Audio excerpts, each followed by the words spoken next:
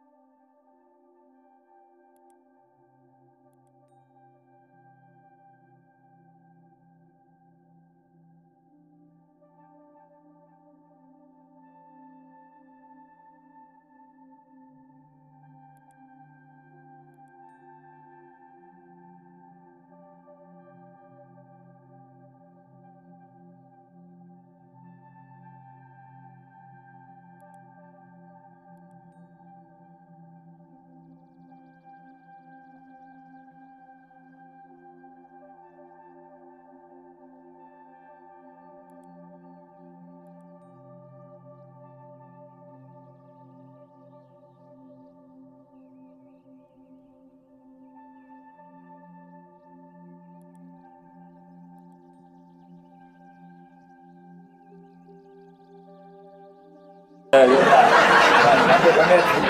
Pro ya, silakan sesuai dengan namanya ya, MC Pro, modal comot pro ya. Langit, silakan Langit, apa itu jalan yang lurus? Iya dong.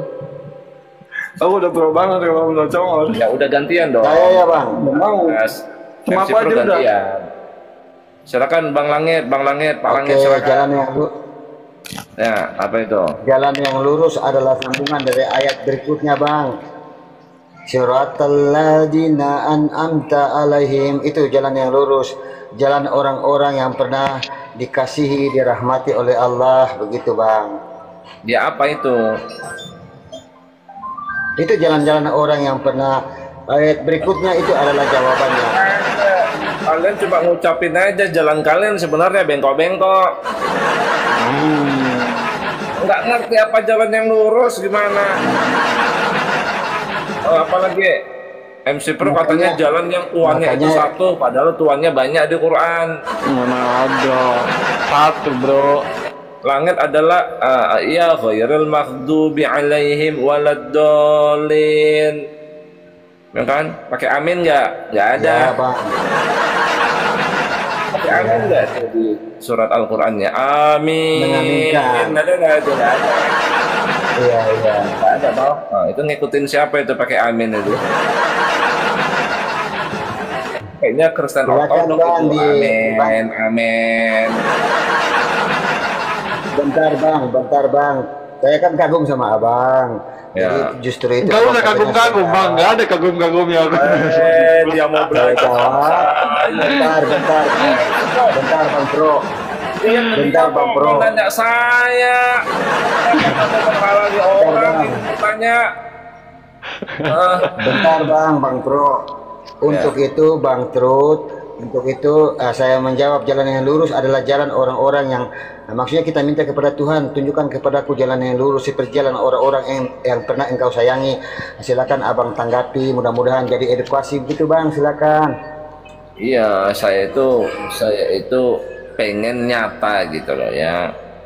Bukan seperti bahasa orang DPR. Gitu loh. Ya. Jalan yang lurus itu dalam Al-Quran ya ibadah itu. Ya kan? Mantap, Bang, itu maksud saya. Ya, iya. Mantap. Lanjut. Ya. Fa'budni hadza siratal mustaqim. Jadi kalian itu beribadahnya itu pakai jalan lurus. Bukan pakai jalan bengkok. Ya kan? Apa itu ibadah? Bang Langit. Ibadah ialah melakukan segala kehendak. Zakat. Ibadah ialah melakukan segala kehendak Tuhan. Naik haji. Ya, semuanya. Berat saudara. Termasuk juga mengucapkan hal-hal yang baik, Bang. termasuk juga mengucapkan hal-hal yang baik. Aduh. Kalau saya katakan jalan yang lurus itu adalah Al-Masih putra Maryam, mau nggak? Ada ayatnya itu di Quran. Berat itu. Ada ayatnya bang. Ah, iya. Ada. Wah, berat. Ada ayatnya. Ada. Di mana? Ya bentar. Itu dalam konteks Nabi, baginda Nabi meneruskan wahyu tentang zamannya Isa gitu. Jadi termasuk pada saat Yesus hidup, Isa itu mengatakan aku jalan yang lurus. Ya benar kan, setiap nabi-nabi kan menunjukkan jalan yang lurus, begitu bang. Terus di ayatnya kan yang pada hari kiamat kan. Iya tentang hari kiamat ikutlah aku adalah jalan yang lurus. Ya, jadi itu konteks cerita Quran tentang Nabi Isa dalam zamannya bang, gitu. Oh, jawaban. Iya bang, coba abang. Coba, nah gini loh bang, jangan abang jatuhkan image abang ke saya mengagumi anda. Itu cerita tentang baginda Nabi menerima wahyu dari langit, menceritakan tentang Isa. Nah, pada zamannya Isa, gitu kan Yesus sudah tidak ada. Gitu bang, silakan. Kok nggak ada? Nabi Isa udah mati. Emang Nabi Isa? Ya, makanya diceritakan, diingatkan. Iya, itu persepsi yang beda ya. Kalau Isa dengan Yesus kita tokoh yang sama, artinya kembali kita ada perbedaan bang. Nah saya ini betul loh bang, saya sumpah saya kagum anda, saya lihat YouTube anda, justru saya mohon edukasi. Sekarang kalau Kristen mengatakan tidak diangkat, nah saya udah cari googling bang, googling ke GPT begini, gini, pada akhirnya kita gini bang, masuk Kristen itu Nabi Isa itu udah wafat tapi belum mati ya. Di Kristen Yesus wafat kemudian naik ke surga ya bang ya, bangkit. Nah, di Islam tidak, ya di Islam tidak. Nah gini bang, saya sudah cari bang, tolong anda jelaskan. Anda kalau percaya Nabi Isa itu udah wafat di Quran? Iya, beliau diangkat ya bang ya? Enggak, sebelum diangkat diapain dulu? Enggak ya, kalau saya kan beriman pada Quran. Yang saya pahami begitu. Nabi Isa di-mute. Nabi Isa itu sebelum diangkat dia itu wafat dulu. Itu ayatnya begitu. Di sleep Trut. Bang Trut, begini bang, kita lanjut bang. Kristen Yesus wafat dan diangkat, Islam langsung diangkat. Ini kan debat. Kalau kita mengajukan hukum akal bisa enggak bang? Gini, memang kamu nggak tahu berarti Nabi Isa itu wafat dulu baru diangkat berarti. Iya, ada ayat begitu, cuman iya menurut Quran Isa itu tidak mati, malah diangkat. Nggak langsung wafat dulu. Oh, oke, saya setuju bang.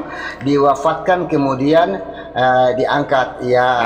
Tapi wafatnya dia di mana? Tafsir ulama bang, itu wafat itu dalam kaidah bahasa Arab itu bukan berarti banyak artian bang. Nah, gitu. Jadi kalau kita maknai wafat itu mati, berarti bertabrakan dengan ayat Quran yang lain. Jadi wafat di situ ada keterangan ulama yang sangat kuat begitu. Banyak ulama berpendapat bukan wafat mati itu. Itu kan tentang jadi begini bang, kita sepakat saja, saya sebagai Islam saya sepakat bahwa Al-Masih itu tidak wafat malah diangkat. Nah sekarang abang berkaitan dengan Injil. Ayatnya itu wafat dulu kok gimana? Ayatnya itu wafat dulu baru diangkat. Iya saya tahu suratnya itu bang ya. Jadi surat apa tahu? Ada saya catat tuh bang ya. Saya maksud begini bang. Ali Imran ayat 50 Kita kan Ali ikut Imran ulama. ayat 55 kan. Sabar saya cari, tapi sambil cari saya langsung bang.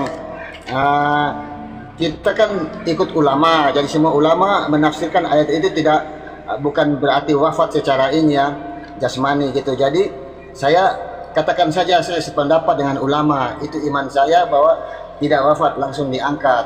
Saya langsung ke inti, kalau abang bertahan Ayatnya aja pakai waw atop kok, waw atop kata kerja yang berbeda gimana? Wafat sendiri diangkat sendiri beda kan. Waw atop ini mutawafika, waw atop wa rafi'uka ilayya, dan makan dan minum. Nggak ada minum, makan habis itu minum. Begitu konteks ayatnya. Makan dan minum, oh dia nggak pernah makan, dia minum. Enggak begitu bunyi ayatnya. Iya bang, Ali Imran 55 ya. Ya. Ingatlah ketika Allah berfirman, wahai Isa, sesungguhnya aku akan mewafatkanmu dan mengangkatmu kepadaku ya. Nah itu. Iya. Ya, jadi kata wafat dalam kamus Quran tuh bang, saya cukup lama mendalaminya dan saya sepakat dengan pendapat ulama, wafat bukan wafat kafa ya, secara langsung jasmani. Situ ada beberapa keterangan. Jadi begini bang, saya langsung saja ke intinya. Saya sependapat dengan iman saya bahwa Yesus Al-Masih itu tidak wafat. Nah, saya ajak Anda pakai hukum akal. Ayatnya wafat, kamu bilang nggak wafat. Terus sendiri itu tuh wafat, konteksnya wafat bukan maut. Dulu kan pernah dibahas itu, wafat beda dengan maut. Dalam konteks Arab itu kan ada dua, ada wafat, ada maut. Betul. Ya, jadi wafat itu apa? Bang Terut gini aja. Karena saya ikut ulama, artinya iman kita itu tidak wafat. Sekarang saya ngajak Anda ke intinya. Anda mengatakan wafat ya. Gini loh, ihdinas siratal mustaqim aja kalian nggak paham, apalagi arti wafat itu apa? Kita coba baca ya. Gini bang, saya sudah memetakan wafat. Bentar bang.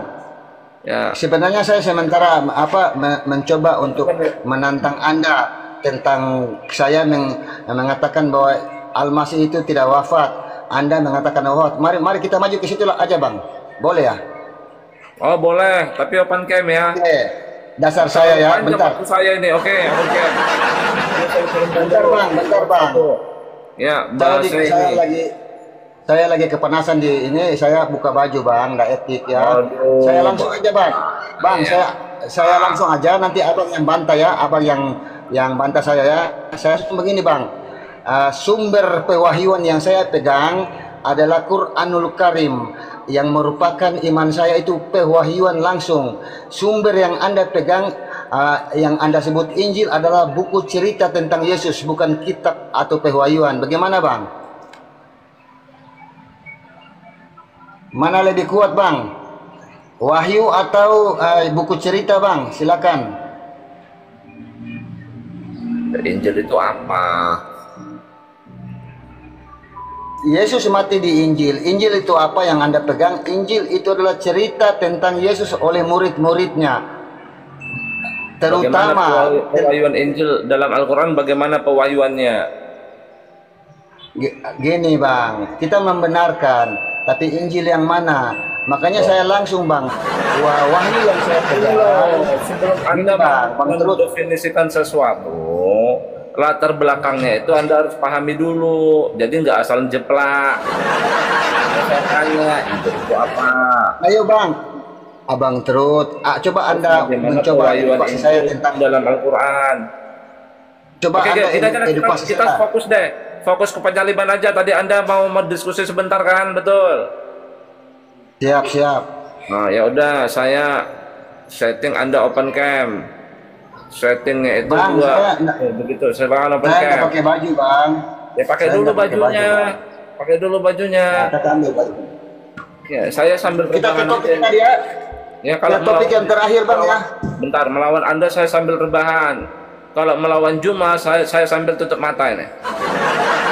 Ini nggak apa-apa tutup masker, saya tutup mata ya, Mbak. Dan buka dulu, saya undang kapan camp Anda pakai baju, silakan pakai bajunya dulu. Silakan. Tadi saya mau satu aja sebenarnya temanya, apa itu Shiratal Mustaqim? Kalian nggak bisa jawab. Bang. Bentar Bang. Ya. Ke topik saya Bang, ke topik saya.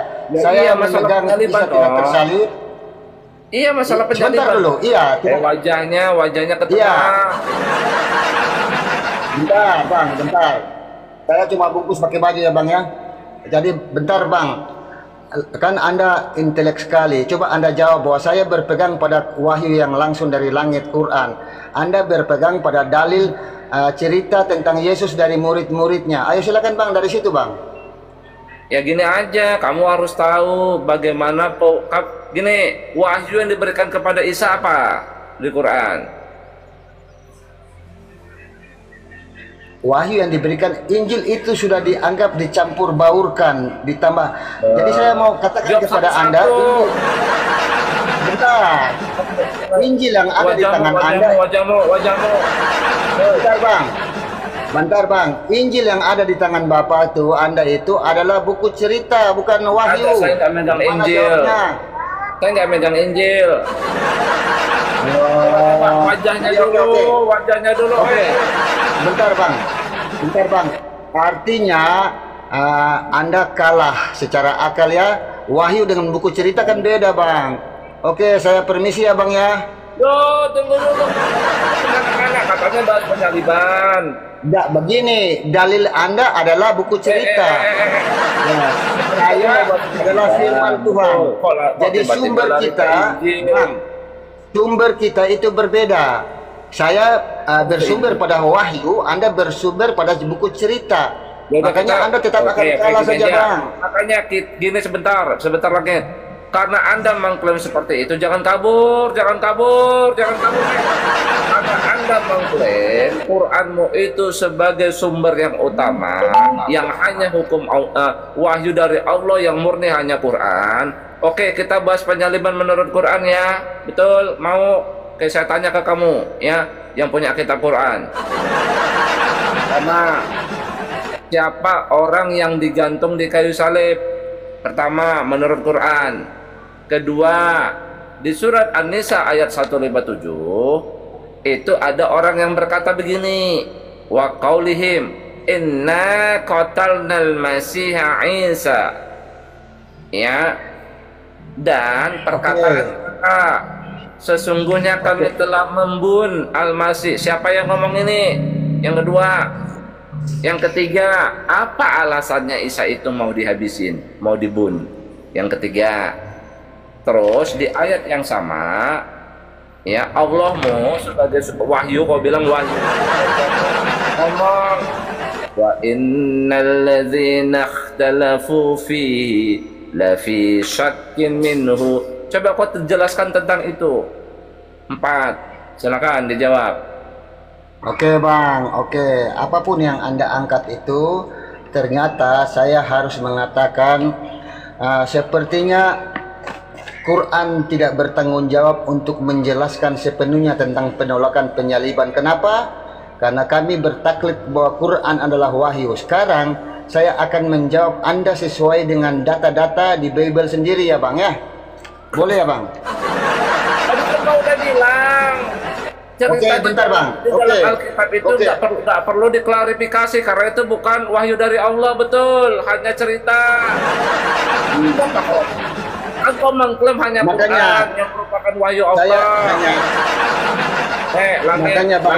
Langit, mukamu dulu. Kau udah tua loh, udah bawa tanah, kau nggak ngerti Al-Quranmu, wajahmu dibuka. Oh, udah gini loh, Langit, kamu itu udah tua. Bentar, kamu itu udah tua, kamu tak mengerti sama Quranmu sendiri berarti.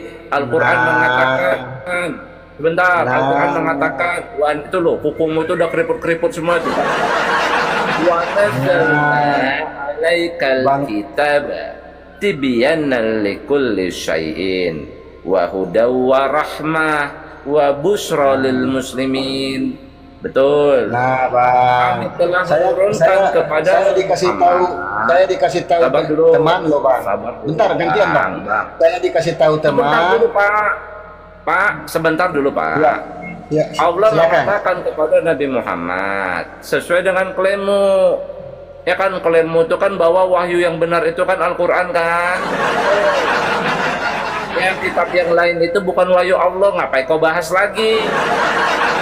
Kalau kamu mengklaim kitab sebelum Quran itu bukan wahyu Allah, kenapa kau bahas? Betul. Ya, Al-Quran mengklaim di dalam Al-Quran, dan kami telah menurunkan kepadamu Muhammad kitab ya menjelaskan tiap sesuatu dan petunjuk dan kabar gembira bagi orang-orang muslim. Jadi Al-Quran itu kitab yang menjelaskan tiap sesuatu sesuai dengan klaimmu. Ini adalah wahyu dari Allah langsung. Pasti Allah menjelaskan tentang penyaliban. Ya udah dicatat. Saya ulangin pertanyaan saya, dicatat. Udah. Catat satu. Udah ya. Al-Quran, siapakah orang yang digantung di kayu salib? Satu. Kedua, karena ada ayat Al-Quran yang mengatakan di An-Nisa 157, wa qaulihim inna qatalnal masiha Isa. Dan perkataan mereka itu berkata, sesungguhnya kami telah membunuh Al-Masih putra Maryam. Siapa yang mengatakan ini? Yang kedua itu.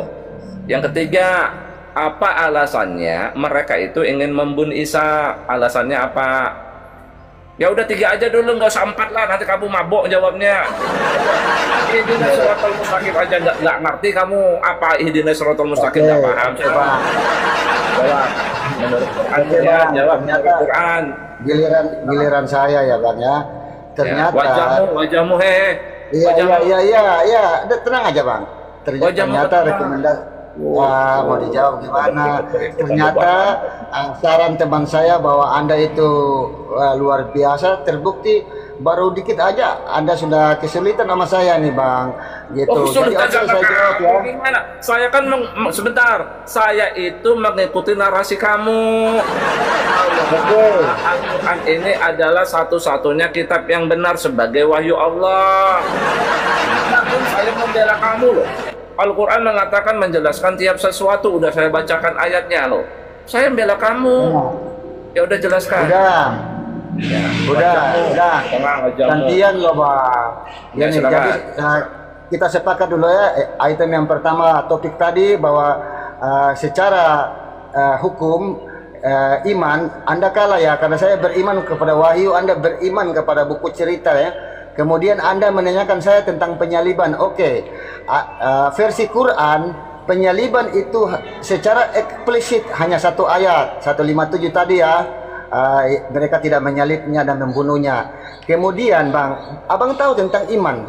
Iman itu tunduk dan percaya. Karena Quran itu wahyu, maka saya beriman kepadanya tanpa harus merujuk pada hal-hal lain. Makanya ketika Anda mencoba mengangkat saya membantah penyaliban, saya akan mencoba pakai Bible itu sendiri. Gitu Bang, tapi Anda tidak setuju. Jadi artinya wahyu itu sumber terkuat dalam iman. Kemanapun Anda cari Bang, ke GPT, ke apa, pasti Anda akan kalah kita bicara soal data sumber, yaitu wahyu dan buku cerita. Gitu aja Bang. Oke, kita hindari debat. Bagaimanapun saya tetap mengagumi Anda. Saya permisi dulu ya Bang ya. Tunggu, belum menjawab. Apa jawaban Quran tentang 3 pertanyaan saya? Apa jawaban Quran? Udah Bang. Saya jangan lari. Saya ini tidak mengambil suatu narasi yang di luar Quran. Apa yang ada dalam Quran itu sendiri. Betul. Iya. Saya itu tidak bertanya apa yang di luar Quran, tidak. Saya pertanyakan apa yang di dalam Quran. Oke Bang. Jadi Abang, sebenarnya kalau kita topik yang lebih luas pasti Anda kalah nih. Saya kagum pada diri saya sendiri loh, Bang. Anda yang mau bahas tentang penyaliban tadi. Anda yang Saya bahas ini mau tentang saya ini penyaliban. mau alaf loh, Bang. Bang Terut, saya ini mau alaf loh. Mu'alaf nggak perlu menurut Quran. Iya, jadi Rugi, Pak. iya, Pak, jadi Bapak tahu nggak, Pak Langit sebentar. Pak, dari pengikut Isa menjadi pengikut Muhammad itu rugi besar. di mana Bapak tahu. ruginya? Di mana Bapak tahu ruginya? nggak ayatnya? Di mana ruginya? Orang yang Ayo berpindah, angkat. sebentar, ya. Orang yang berpindah dari pengikut Isa menjadi pengikut Muhammad itu bukan cerdas. On. Kenapa rugi? Bang Terut. Saya nggak bohong. Coba buka Ali Iya. Imran ayat 55 coba yang Bapak baca tadi coba. Iya, Bang. Tapi di begini, kalimat Bang, ya. terakhir, di kalimat terakhir coba. Saya Kalau- nggak bohong. Kalau Anda beranggapan bahwa Islam atau Quran tidak masuk akal, saya hanya akan meluruskan sedikit kata membalikannya bahwa tidak masuk dalam Kapan saya bilang akalmu. Quran tidak masuk akal? Tidak masuk dalam akalmu. Gitu, Bang, ya. Mu'alaf itu nggak perlu, mu'alaf itu rugi. Kalau tidak, ini, Bang. Dari pengikut Untuk Isa menjawab menjadi itu- pengikut Muhammad itu rugi. Bentar, Bang. Nah, Coba Anda baca. jangan kejang-kejang dulu dong, Bang. Gini, Bang. Saya tanya ya, Anda jawab benar. Mana Anda lebih suka beriman kepada wahyu yang dari langit atau buku cerita, Bang? Inilah silsilah Yesus Kristus, anak Daud, itu buku namanya apa, Bang? Buku cerita, Bang. Gitu ya. Oke, Bang. Oke. Saya tidak bisa debat kusir, saya tidak bisa menghujat, saya permisi. Tunggu, Salam Bang Ani. hormat buatmu, Bang. Gua kabur dia. Aduh. Kabur. Memang begitu pewahyuan Injil itu, memang begitu ceritanya itu, ya. Masa saya ulang-ulangi lagi. Ya kan Injil itu kan Al-Masih itu sendiri. Ya, penceritaan tentang Al-Masih itulah Injil. Ya, perkataan, perbuatan, apa yang terjadi pada dia, ya itulah Injil itu. Ya, makanya seperti cerita kayak hadis lah, kayak hadis. Ya, hadis yang merupakan firman Allah itu hadis Yesus. Hadis Nabi Muhammad itu bukan firman Allah, makanya banyak salahnya. Kalau Quran iya, tapi kalau hadis tidak. Hadis yang firman Allah itu bukan hadis Nabi Muhammad. Sekarang ini orang Islam di Indonesia bahkan di seluruh dunia memakai hadis itu sebagai sumber hukum. Ya, Qurannya diabaikan. Hadis Nabi Muhammad itu bukan wahyu Allah. Hadis Yesus yang wahyu Allah. Memang seperti itu penceritaannya karena pewahyuannya itu sistemnya beda gitu loh. Iya, sistemnya berbeda antara Musa, Isa, Muhammad. Ya memang begitu. Ya berbeda, nggak bisa kita sama-samakan pakai malaikat Jibril, Isa. Turun naik, ya disuruh Isa itu kayak beo, ya kan? Ya, katakanlah Isa.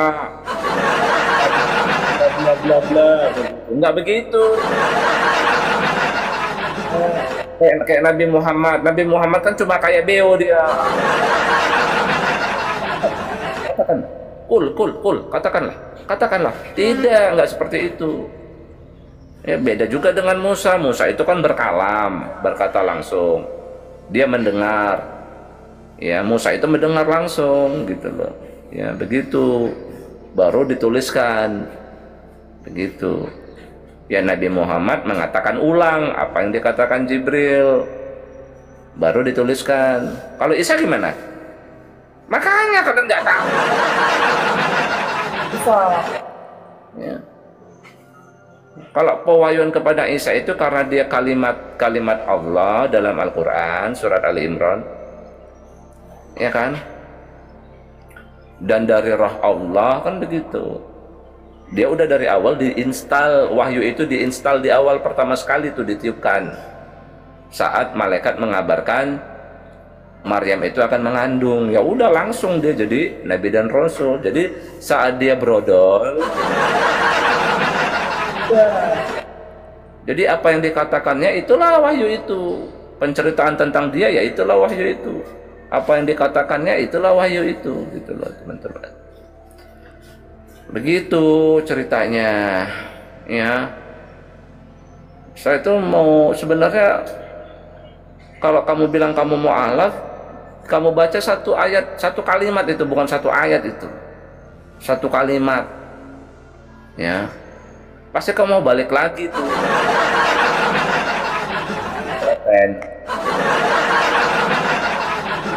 Karena teman-teman ya, karena nggak ada yang berani. Tadi kan kamu yang nantang saya bahas penyaliban. Saya padahal nanya, apa itu ihdinas siratal mustaqim? Itu anaknya itu padahal apa itu ihdinas siratal mustaqim yang sering kalian baca setiap hari? Coba saya ganti judulnya lah ya. Kalau mau serius sama saya open camp, wajib serius sama saya open camp. Terakhir nih, saya kembali ke tema tadi. Terima aja. Halo, assalamualaikum. Waalaikumsalam. Waalaikumsalam. Aduh, ibu di mana nih, Bu? Salam kenal. Salam kenal. Ibu, Salam dari Bali ya, semoga lancar. ibu muslim. Ibu muslim. Ya, muslim. Bu, saya boleh tanya? Saya boleh tanya? Ya, apa sih? Iya bang. Ihdinas siratal mustaqim itu apa? Kalau abang Suka baca kan? Ihdinas siratal mustaqim, suka baca toh? kiri kermanyum nggak denger bang. Nggak denger. Suaranya jauh banget. Udah, saya mengganggu orang ibadah namanya nih. Kalau jualan tuh ibadah. Saya nggak mau ganggu bang. Ya aduh, saya nggak mau ganggu bang. Sulit ya. Saya namanya. Oke, ini Rijal Motor nih ya.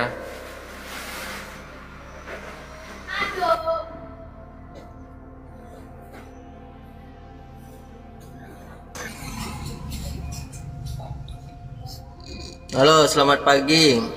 Pagi. Ya, Rijal, apa itu ihdinas siratal mustaqim? Kamu sering Itu baca nggak? Satu Kamu suka ayat di dalam surat Al-Fatihah. Iya, memang itu yang saya tanya. Apanya yang kau tanya? Apa itu ihdinas siratal mustaqim yang saya tanya? Kenapa kamu mulai mau mengarang?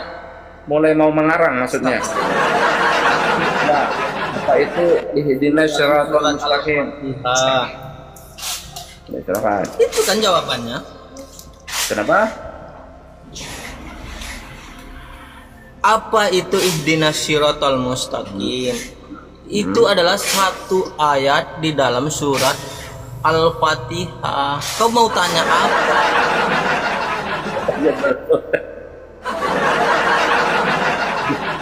Ada aja kalau orang-orang DPR ini ya. Jawaban orang DPR itu ada aja ngelesnya ya. Saya tanya dia kalau gitu, ya kalau di ayat lain ada nggak itu ihdinas siratal mustaqim? Ada. Siratal mustaqim itu ada nggak di ayat yang lain? Siratal mustaqim ada. Ada. Nah, di mana? Ada di dalam Al-Quran ayat surat apa ya? Ntar dulu, cari dulu. Yang poin pertanyaanmu apa? Langsung poinnya saja, biar kita. Saya kan udah poinnya tadi. Kamu jawabnya bukan poin itu.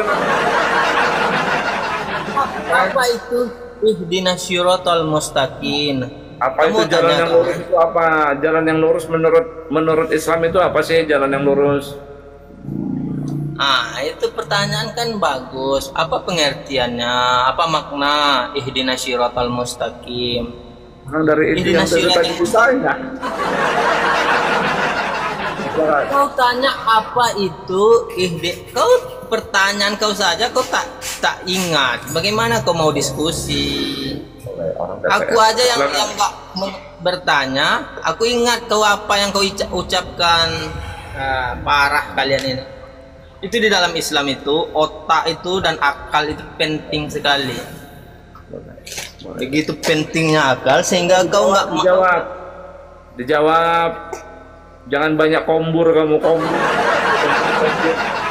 Jangan jawab. Baik, aku jawab dengan ayat aja yang ada di Al-Baqarah ayat 23. Al-Baqarah ayat 23.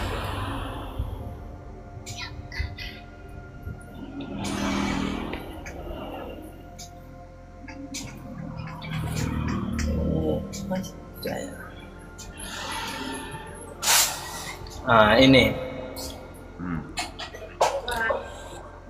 Dan jika kamu meragukan Al-Quran yang kami turunkan kepada hamba kami Muhammad, maka buatlah satu surah semisal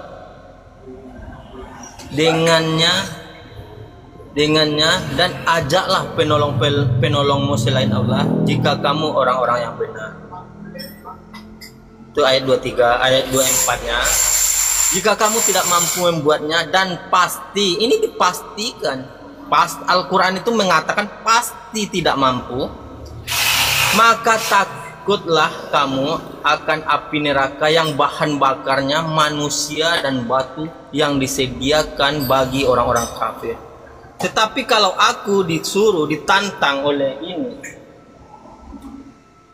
aku ditantang oleh Alkitab ini, aku bukan satu ayat aku buat. Aku bisa buat 10 buku yang serupa dengan ini. Kok ini apa yang buku bisa?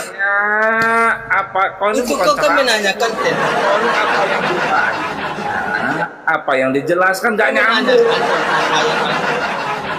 Ya, yang ditanya itu apa itu jalan yang lurus? Kamu malah kemana-mana. Saat kau baca jalan 2 ayat, tidak ada kata-kata jalan yang lurus.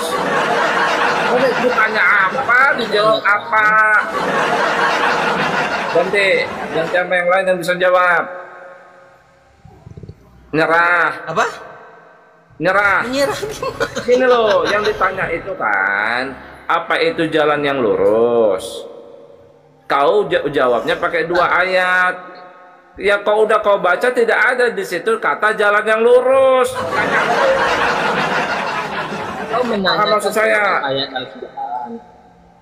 Aku menjawabnya pakai Al-Quran. Jalan yang kutanya itu kan jalan yang lurus.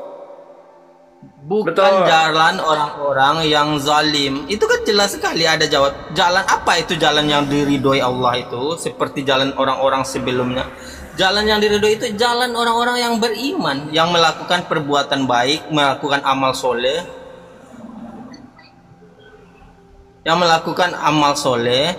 dan menahan hawa nafsunya ketika ada di bumi ini. Bukannya jalan orang-orang yang sesat, orang-orang yang mempertuhankan setan, mempertuhankan hawa nafsunya, mempertuhankan iblis. Contoh orang-orang yang mempertuhankan iblis dan setan itu adalah orang-orang yang memahami penumbalan sebagai penghapus dosa. Apa itu jalan yang lurus? Apa-apa aja di Quran. Ya udah. Kamu kayak orang demo aja kamu. Orang demo, ya orang jual obat.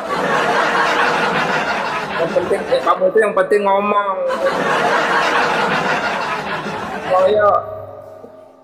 Kuping saya ini mendengarkan dengan serius teman-teman. Membacakan 2 ayat. Ya kirain ada jawabannya. Apa aja nggak ada. Jawab ngarang gimana sih? Itu namanya jawab itu ngarang. Dengan R ya. Memang orang Islam ini musuhnya Qur'annya sendiri ya. Qur'annya sendiri. Ya. Ya, Bang. Anda Muslim? Ya, Bang. Pengikut Muhammad? Jadi tadi pertanyaannya kan apa itu ihdinas siratal mustaqim, Bang? Ya, itu pertanyaannya. Ya, tunjukilah kami jalan yang lurus itu, Bang. Jalan yang lurus itu apa? Mohon maaf betul? Ya, videonya nggak bisa ditampilkan nih, Bang. Nggak tahu kenapa. Nah, jalan yang lurus itu maksudnya ya Islam. Nah, itulah jalan yang lurus kalau menurut apa yang Islam saya pelajari. Nah, saya tanya Siratal Mustaqim itu apa? Ini ada orang aneh-aneh ya. Islam itu Iya. Betul tidak? Iya, Islam itu agama, din itu agama. Juga disebut juga jalan yang lurus. Artinya kita bisa mengikuti arahan-arahan, panutan-panutan atau dalam Al-Quran, dalam Islam itu menuju kelurusan atau jalan yang lurus, jalan yang benar, agama yang benar. Itu makna dari jalan yang lurus itu. Kalau ngarang ini orang Islam tuh jago memang ya orang. Ini memang dipelajari, Bang. Kalau ngarang orang Islam ini jago memang. Jalan di situ bukan jalan satu apa? Mana jalan sesungguhnya, Bang?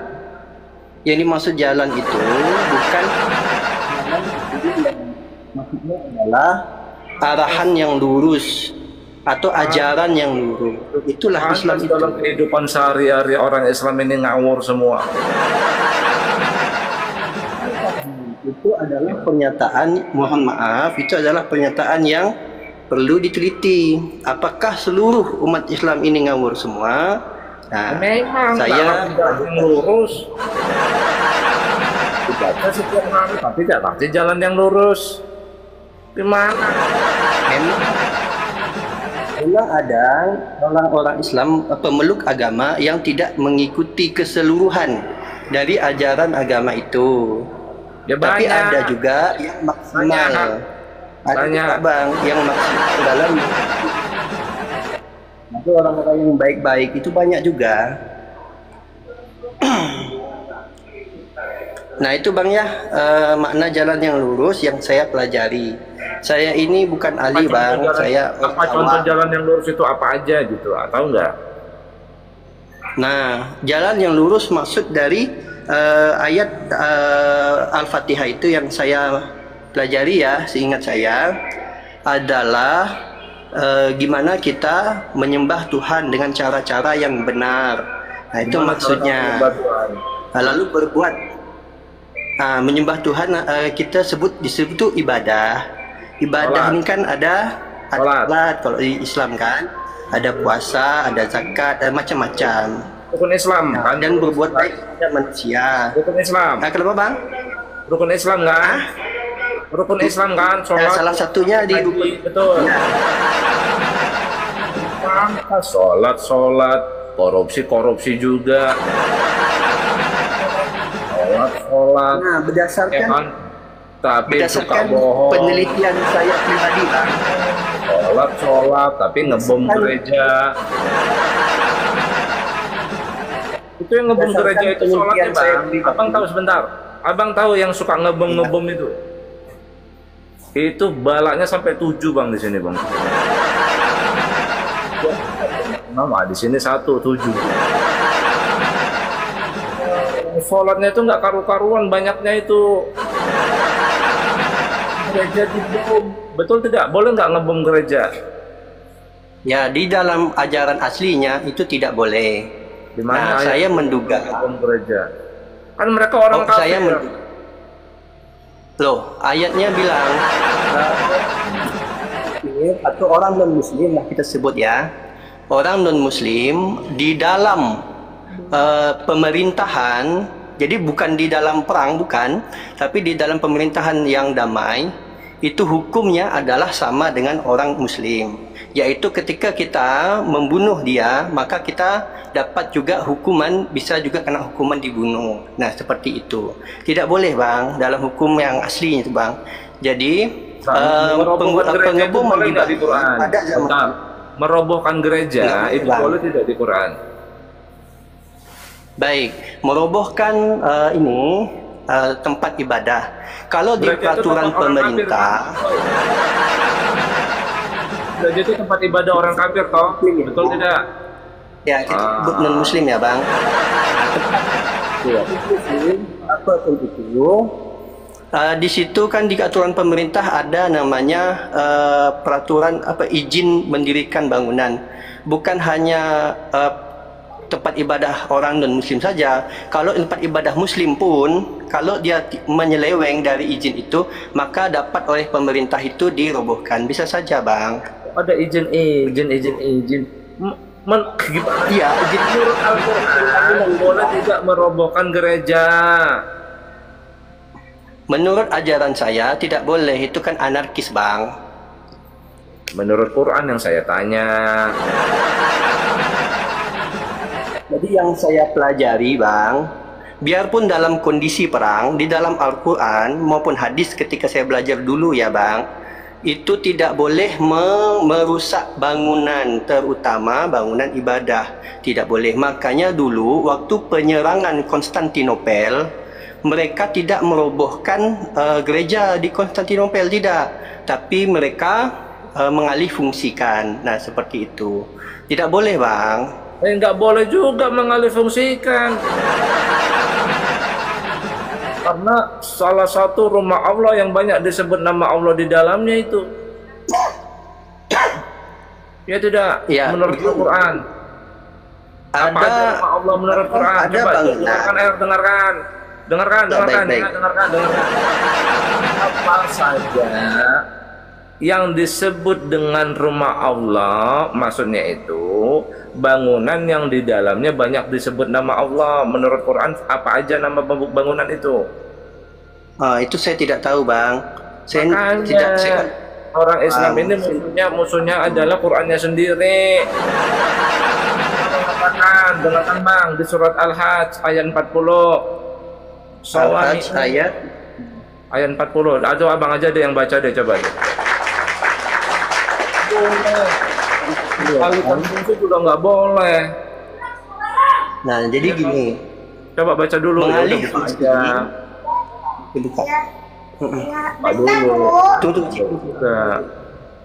Orang-orang yang diusir dari kampung halaman mereka tanpa alasan yang benar, kecuali karena mereka berkata, Tuhan kami adalah Allah, dan sekiranya Allah tidak menolak keganasan sebagian manusia dengan sebagian yang lain, pasti telah untuk biara-biara gereja-gereja. Stop dulu. Ya. Artinya di situ kalau orang yang diusir dari kampung halaman, menurut Quran boleh nggak kita memeranginya kalau kita diusir dari kampung halaman? Baik.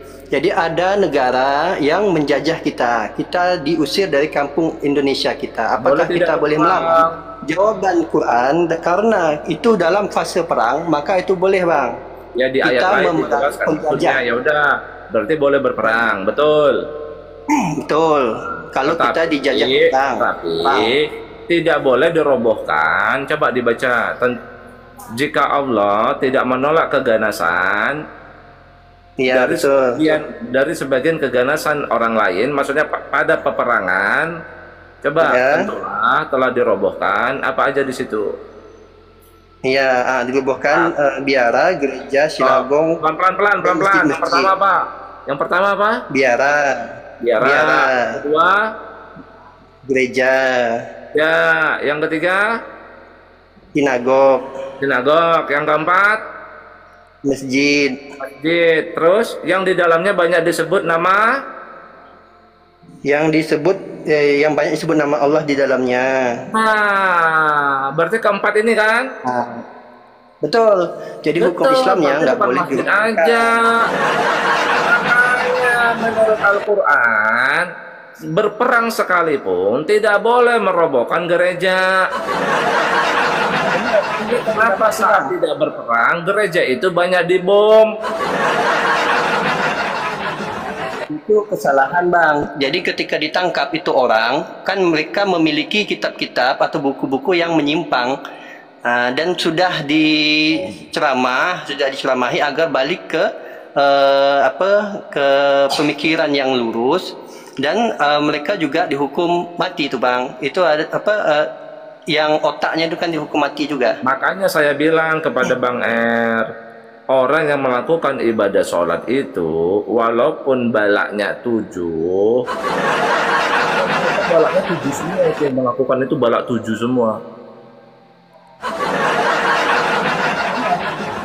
Kan tidak mengerti apa yang disampaikan isi Qurannya.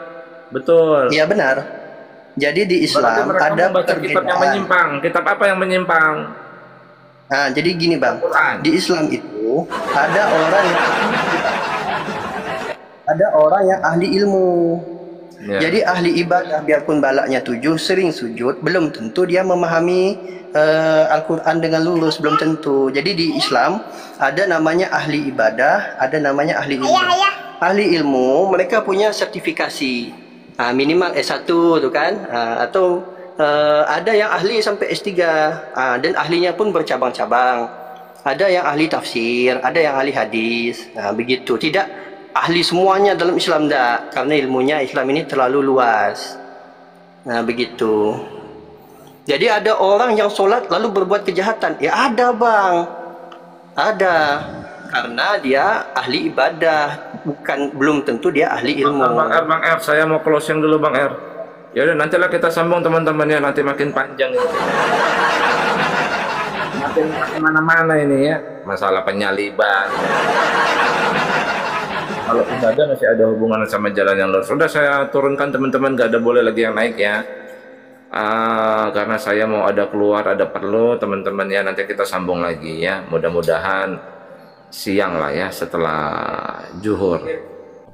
Oleh profesor dan cendekiawan muslim yang satu ini. Kita kutip dalil liputan 6 teman-teman. Quraisy Shihab mengatakan, tolong jangan pilih ustadz yang suka memaki. Kiai Haji Quraisy Shihab ibaratkan begini. Nah teman-teman, ternyata ada juga ustadz-ustadz yang suka memaki-maki teman-teman. Bisa jadi ini adalah salah satu oknum yang dikatakan oleh Habib Kribo tadi teman-teman, dimana mereka seakan-akan orang yang paling beriman, paling beragama, dengan kepalanya ada titik hitam dan juga jenggotnya sampai panjang ke lantai, kata Habib Kribo tadi kan teman-teman. Di era modern ini ketika ceramah agama mudah diakses melalui berbagai media, umat Islam dihadapkan pada pilihan beragama, ustadz atau penceramah yang dapat mereka ikuti. Namun tidak semua pendakwah menggunakan cara yang sejuk dan penuh hikmah dalam menyampaikan pesan agama. Menanggapi fenomena ini, wah ini ternyata sebuah fenomena nih teman-teman, berarti sudah sering terjadi nih teman-teman. Profesor Kiai Haji Quraisy Shihab, seorang cendekiawan muslim, terkemuka menekankan pentingnya memilih ustadz yang tidak memaki-maki dalam dakwahnya. Quraisy Shihab mengingatkan bahwa dakwah adalah ajakan kepada kebaikan yang harus disampaikan dengan cara yang baik pula. Ia menekankan pentingnya mencontoh akhlak Nabi Muhammad SAW yang selalu lemah lembut dalam menyampaikan ajaran Islam. Mengutip sabda Nabi Muhammad, barang siapa yang beriman kepada Allah dan hari akhir, hendaklah ia berkata baik atau diam. Ayahanda presenter Naswa Shihab menegaskan bahwa ini adalah pedoman penting bagi para pendakwah. Kata-kata yang baik dan penuh hikmah lebih efektif dalam menyentuh hati dan menggerakkan orang untuk berubah ke arah yang lebih baik. Dalam dakwah, seringkali ditemukan penceramah yang menggunakan kata-kata yang keras dengan alasan untuk menegur atau mengingatkan umat. Namun, Profesor Quraisy Shihab mengingatkan bahwa cara ini justru bisa menimbulkan antipati dan menjauhkan orang dari ajaran agama Islam yang seharusnya penuh kasih sayang dan rahmat. Menukil Islam.co, Quraisy Shihab menjelaskan hal yang menarik ketika ditanya seseorang terkait kriteria ustadz yang tepat untuk dijadikan panutan atau sebagai penceramah. Mantan rektor lain, sekarang UIN, Syarif Hidayatullah Jakarta, ini menjelaskan dengan penuh kasih ibarat seorang bapak menasihati anaknya. Pilihlah ustadz yang menganut paham moderat. Anda tidak akan mendengar makian, tutur mantan Menteri Agama ke-16 masa Presiden Soeharto ini. Quraisy menjelaskan bahwa ustadz yang wasatiyah akan terbuka untuk dikritik dan tidak fanatik dengan satu pandangan dan menilai pandangan yang orang lain salah. Quraisy menjelaskan bahwa ustadz wasatiyah akan terbuka untuk dikritik dan tidak fanatik dengan satu pandangan dan menilai pandangan orang lain salah. Ustadz yang wasatiyah memahami bahwa jalan menuju agama itu besar dan memiliki jalan-jalan kecil untuk menuju jalan besar itu. Karena dalam rincian ajaran agama yang Tuhan tanyakan adalah hasilnya, misalnya 5 tambah 5 10, tapi bisa juga 7 tambah 3 lanjutnya. Salah satu ciri ustadz yang wasatiyah menurutnya adalah berpengetahuan luas. Ustadz yang berpengetahuan luas akan mampu menilai dan menghargai suatu pendapat, sedangkan ustadz yang sempit pengetahuannya akan mudah menyalahkan. Semakin luas pengetahuan seseorang, semakin besar toleransinya. Semakin sempit, semakin bodoh tandasnya. Nah, teman-teman muslim, silahkan kalian mau milih ustadz yang modelnya seperti ini. Karena ustadz yang berilmu itu seperti yang dikatakan oleh Bapak Quraisy Shihab ini, bahwa mereka pasti adalah orang yang sangat toleransi. Tetapi jika ustadzmu kamu dapati tidak bisa bertoleransi atau orang yang intoleran, maka mereka bisa dikatakan ustadz yang BODOH, kata Quraisy Shihab. Nah, pertanyaannya adalah, apakah Zuma termasuk standar ustadz yang baik atau ustadz yang toleran? Mari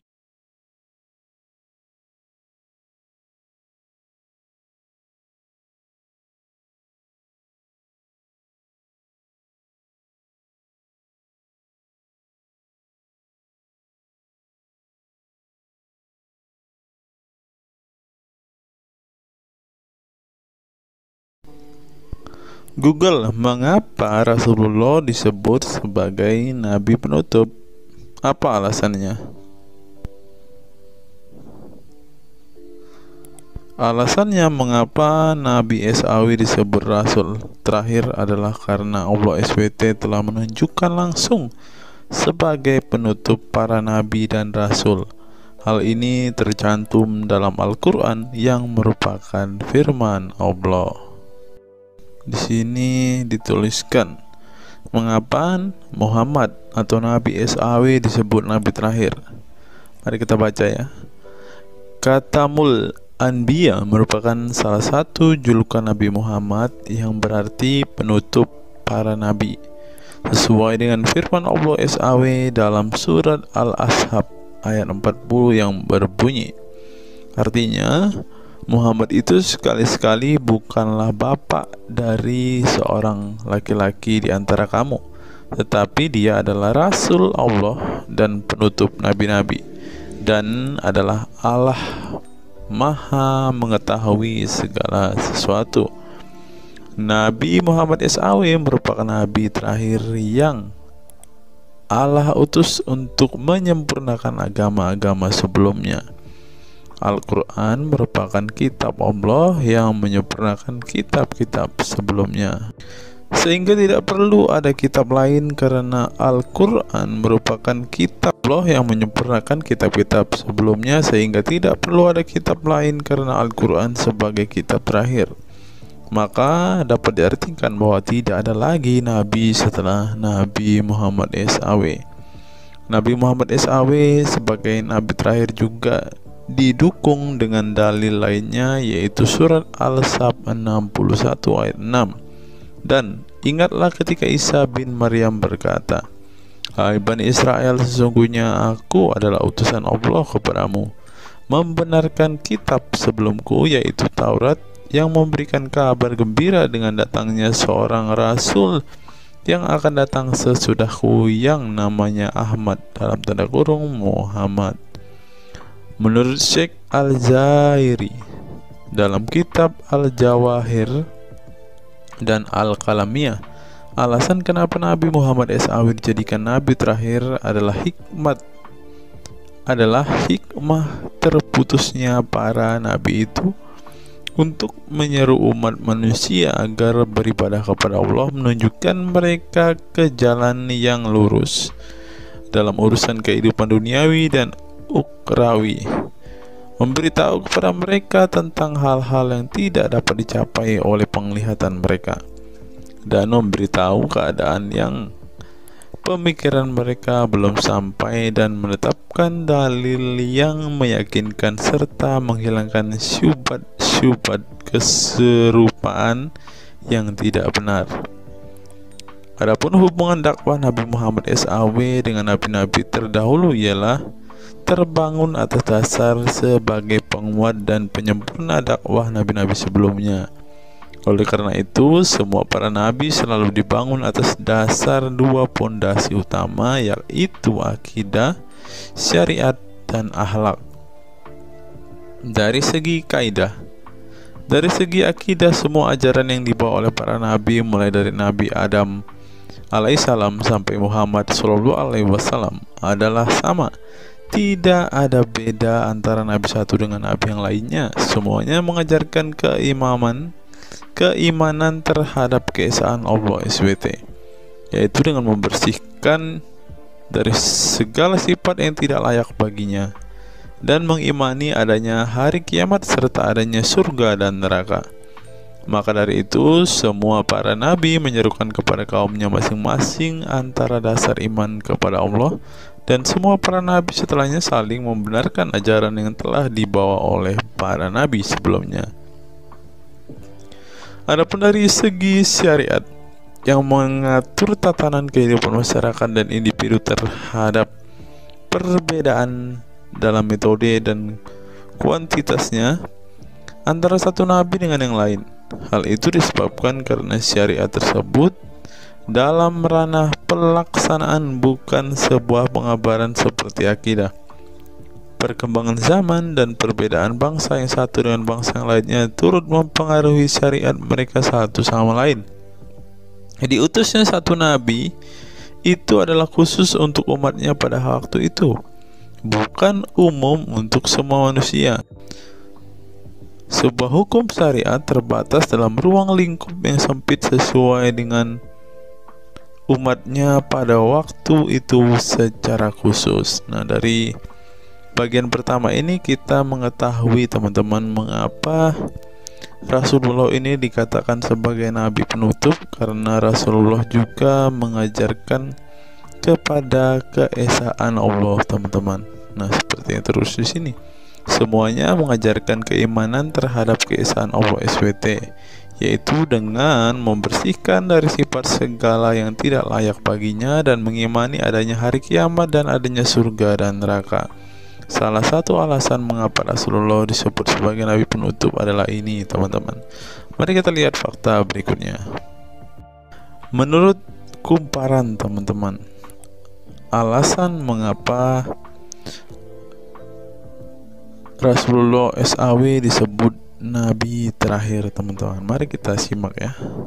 Saya berharap teman-teman tidak bosan mendengar setiap fakta-fakta yang kita bukakan ini, karena dengan melihat fakta-fakta ini setidaknya kita belajar, teman-teman, dan dapat memaklumi mengapa sih saudara-saudara muslim kita itu sangat-sangat menjunjung tinggi Rasulullah, teman-teman. Mari kita simak. Nabi Muhammad SAW adalah nabi yang ke-25 dalam Al-Quran. Sebagai umat Islam, kita diwajibkan mempercayai bahwa tidak ada rasul lain setelah kematian Nabi Muhammad SAW.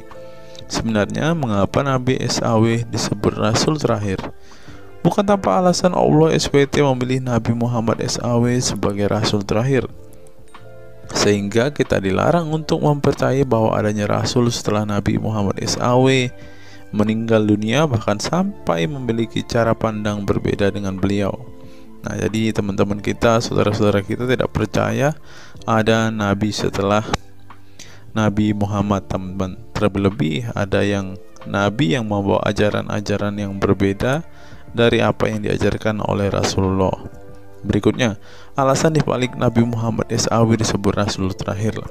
Nabi Muhammad SAW ditunjuk menjadi rasul terakhir Allah SWT dan mendapatkan Al-Quran yang merupakan kitab sempurna dari kitab-kitab sebelumnya. Nah, mereka percaya juga kitab mereka adalah kitab yang paling sempurna. Karena kitab-kitab sebelumnya tidak sempurna, maka disempurnakan oleh Al-Quran, teman-teman. Artinya, wahyu yang sudah diterima Nabi Muhammad SAW sudah terputus sejak beliau meninggal dunia. Ibnu Katsir menjelaskan, ini merupakan nikmat Allah Subhanahu wa Ta'ala yang terbesar atas umat ini. Allah Subhanahu wa Ta'ala telah menyempurnakan untuk mereka agama mereka, sehingga mereka tidak lagi membutuhkan agama selain agama mereka. Mereka tidak pula membutuhkan nabi selain nabi mereka. Oleh karena itu, Allah Subhanahu wa Ta'ala menjadikannya sebagai penutup para nabi. Allah Subhanahu wa Ta'ala mengutus beliau kepada manusia dan kepada jin. Nah, jadi teman-teman, Rasulullah juga bukan hanya dikirim kepada umat muslim, kepada manusia-manusia yang percaya dan memutuskan untuk memeluk agama Islam saat ini, ternyata juga kepada para jin, teman-teman. Allah Subhanahu wa Ta'ala berfirman, artinya Muhammad itu sekali-kali bukanlah bapak dari seorang laki-laki di antara kamu, tetapi dia adalah Rasulullah dan penutup nabi-nabi, dan adalah Allah Maha mengetahui segala sesuatu. Dikutip dari buku situs-situs dalam Al-Quran oleh Syarifuddin Al-Fikri, para ahli bahasa memberikan makna terhadap kata ma dalam surat Al-Ahzab ayat 40 dengan al-istitsaku wal ma'u, yang artinya memastikan dan menolak sesuatu, sehingga Al-Quran menyebutkan bahwa Nabi Muhammad SAW sebagai khatam an-nabiyyin. Artinya pasti tidak ragu beliau seorang nabi terakhir dan menolak orang mengaku di kemudian hari. Adapun alasan dibalik Nabi Muhammad SAW sebagai rasul terakhir dijelaskan oleh Syekh Al-Zairi dalam Al-Jawahir Al-Kalamiyah.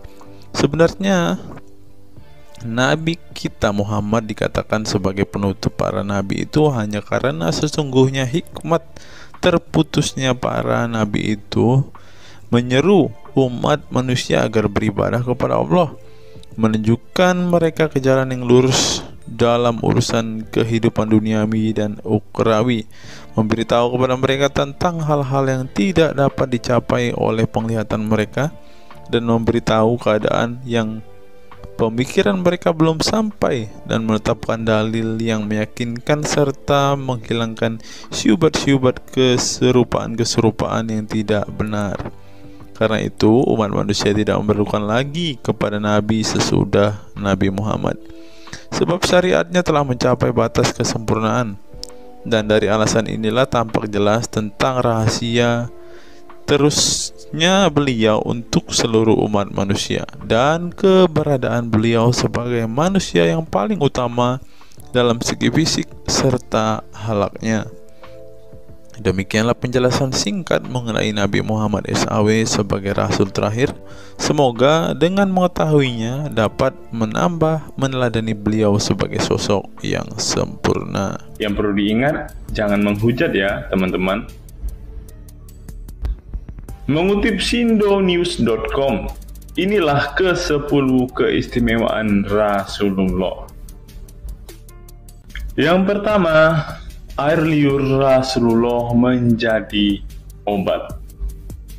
Dari Sahl bin Sa'ad berkata, saat Rasulullah dan para sahabat akan berperang di Khaibar, Rasulullah bersabda bahwa ia akan memberikan bendera kepada seorang pria yang cinta dan dicintai oleh Allah dan Rasul-Nya, dan Allah akan memberikan kemenangan.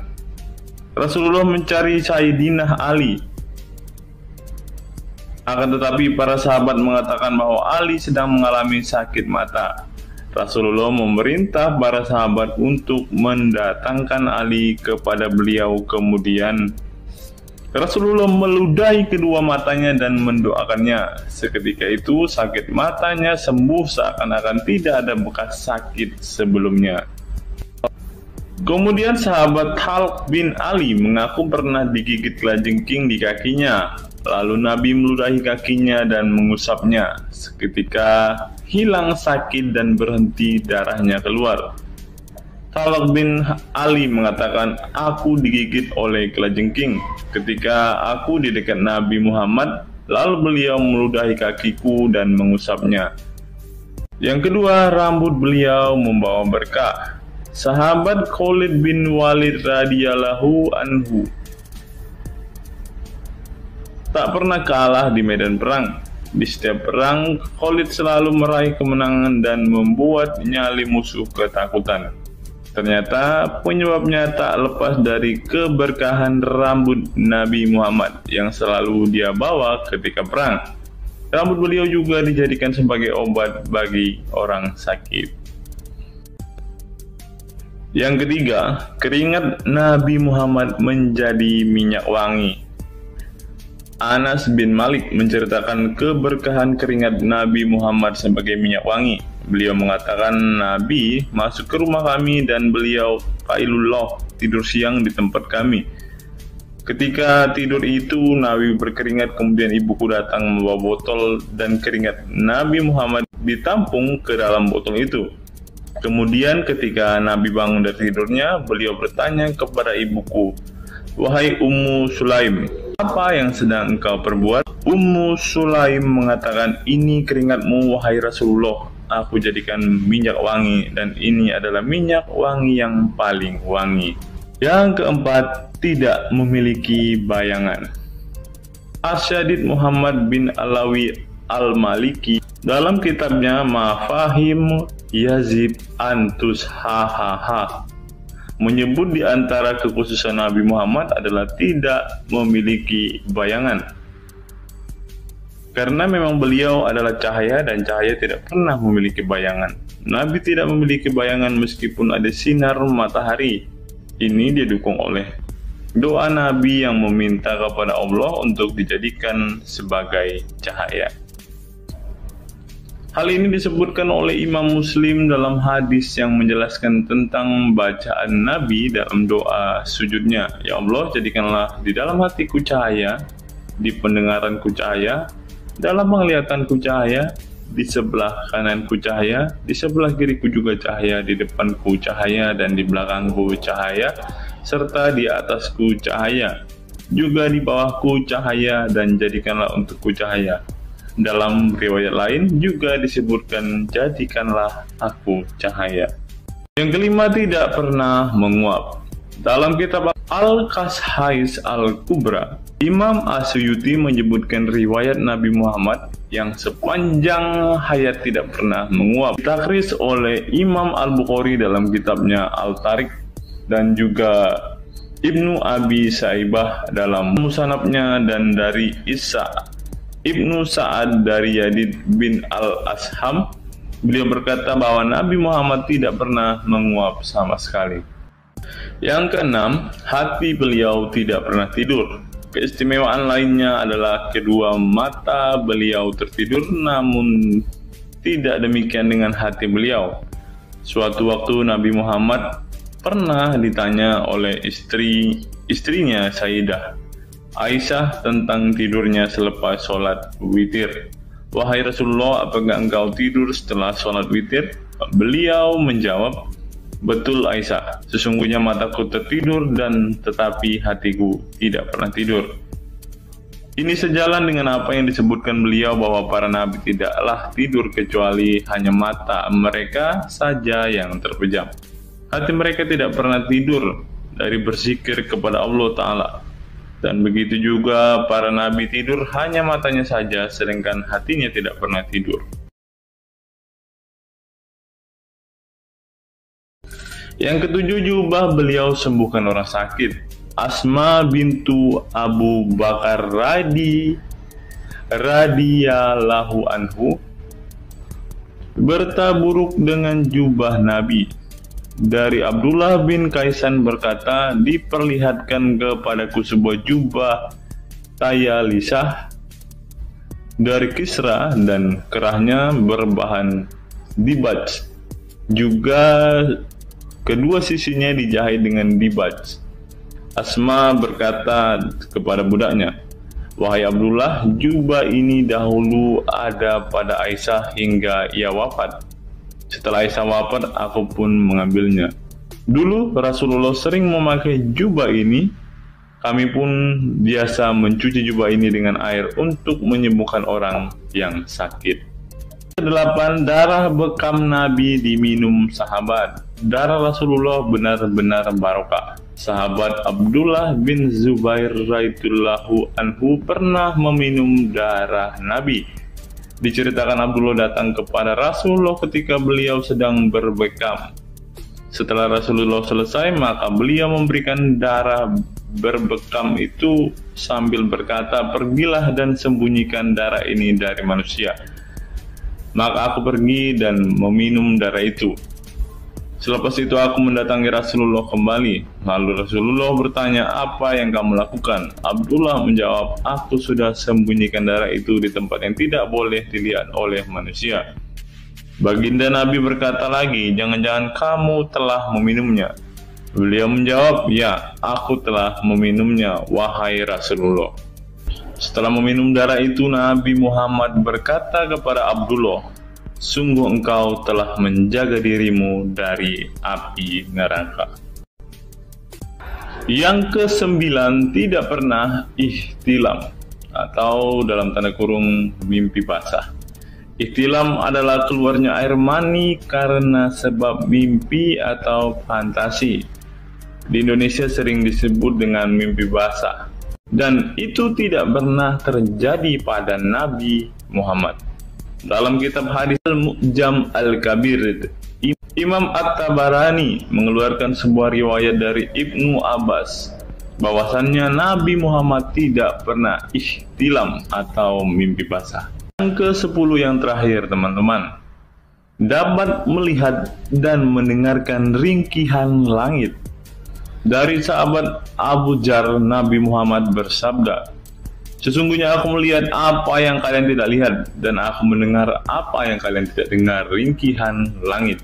Dan memang pantas langit bersuara ringkih, karena di setiap jarak 4 jari di langit ada malaikat yang menaruh keningnya dan sujud kepada Allah.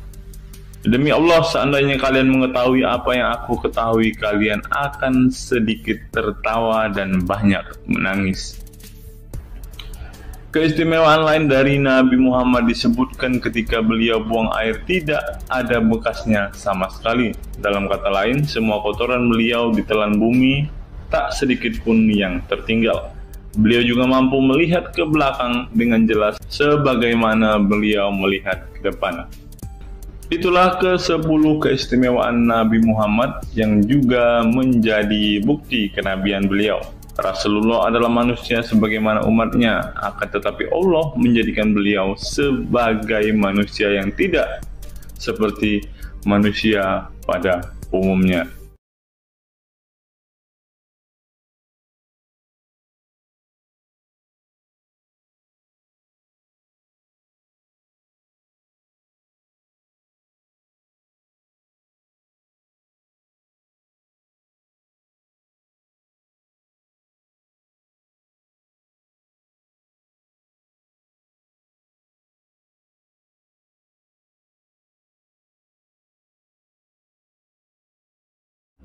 Hari ini kita akan menyimak sebuah kisah yang saya kutip dari sebuah artikel yang akan menggemparkan kita semua. Karena kisah ini berisi sebuah cerita tentang para sahabat Nabi Muhammad yang katanya masuk surga. Bagaimana mungkin para sahabat ini bisa masuk surga? Sedangkan junjungan mereka sendiri pun tidak mempunyai kepastian surga. Seperti yang diungkap Bapak Quraisy Shihab berikut ini. Tidak benar, saya ulangi, tidak benar bahwa Nabi Muhammad sudah dapat jaminan surga.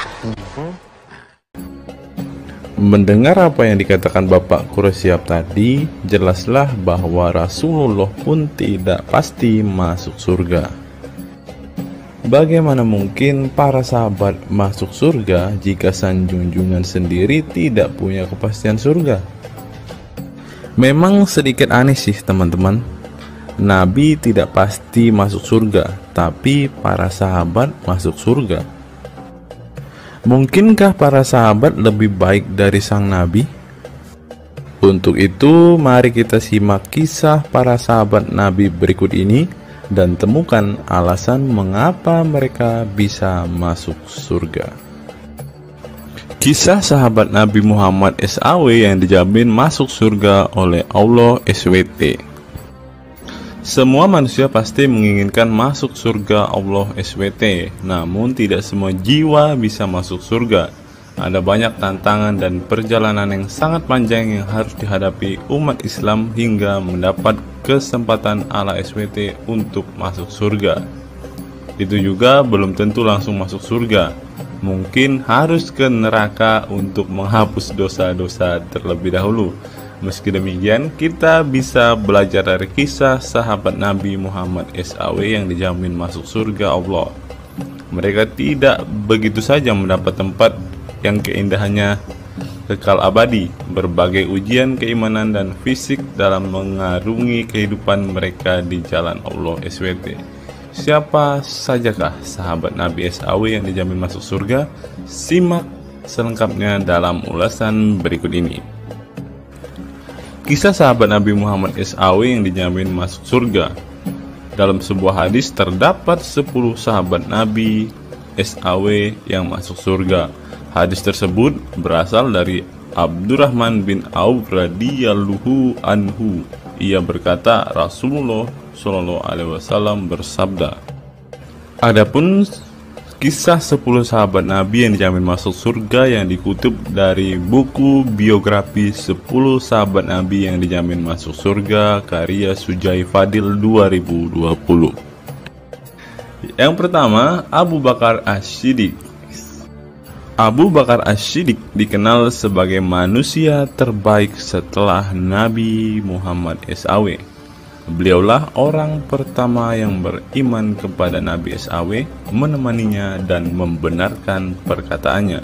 Ketika Nabi Muhammad SAW meninggal dunia, beliaulah yang dipilih menjadi imam dan melanjutkan kepemimpinan sebagai khalifah. Yang kedua, Umar bin Khattab. Sahabat Nabi Muhammad SAW selanjutnya yang dijamin masuk surga adalah Umar bin Khattab. Dedikasi beliau kepada agama Islam sangatlah besar. Walaupun sebelum ia memutuskan untuk beriman kepada Nabi Muhammad SAW, ia ingin membunuhnya.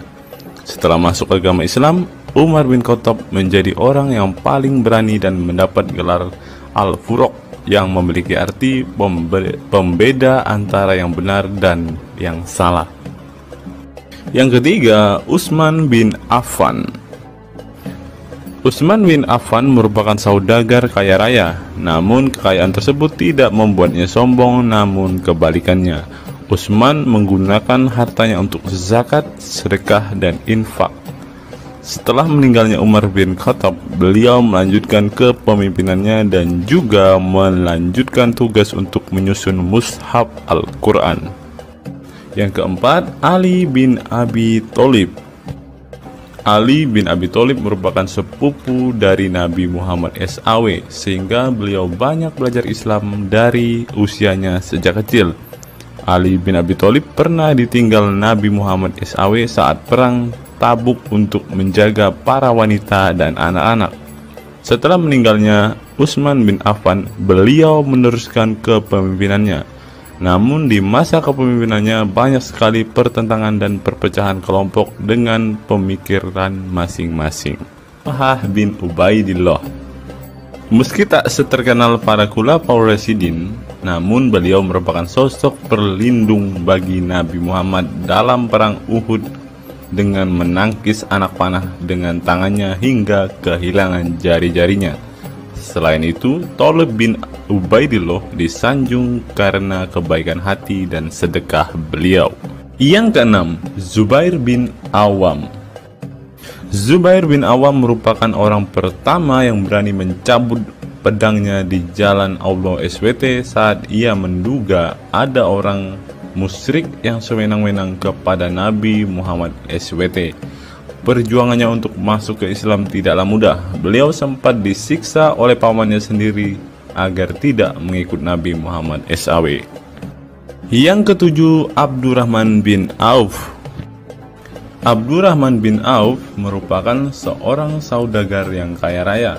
Walaupun seorang yang berlimpah harta, beliau banyak menggunakan hartanya untuk kaum muslimin. Ketika mendengar bahwa dirinya akan masuk surga, Abdurrahman bin Auf khawatir apakah layak masuk surga dan merasa dirinya bukanlah siapa-siapa. Yang kedelapan, Sa'ad bin Abi Waqqas. Sa'ad bin Abi Waqqas merupakan paman Nabi Muhammad SAW dari ibunya.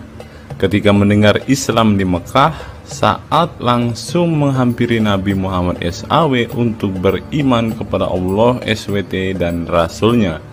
Sa'ad bin Abi Waqqas merupakan orang pertama yang meletakkan anak panah di jalan Allah SWT.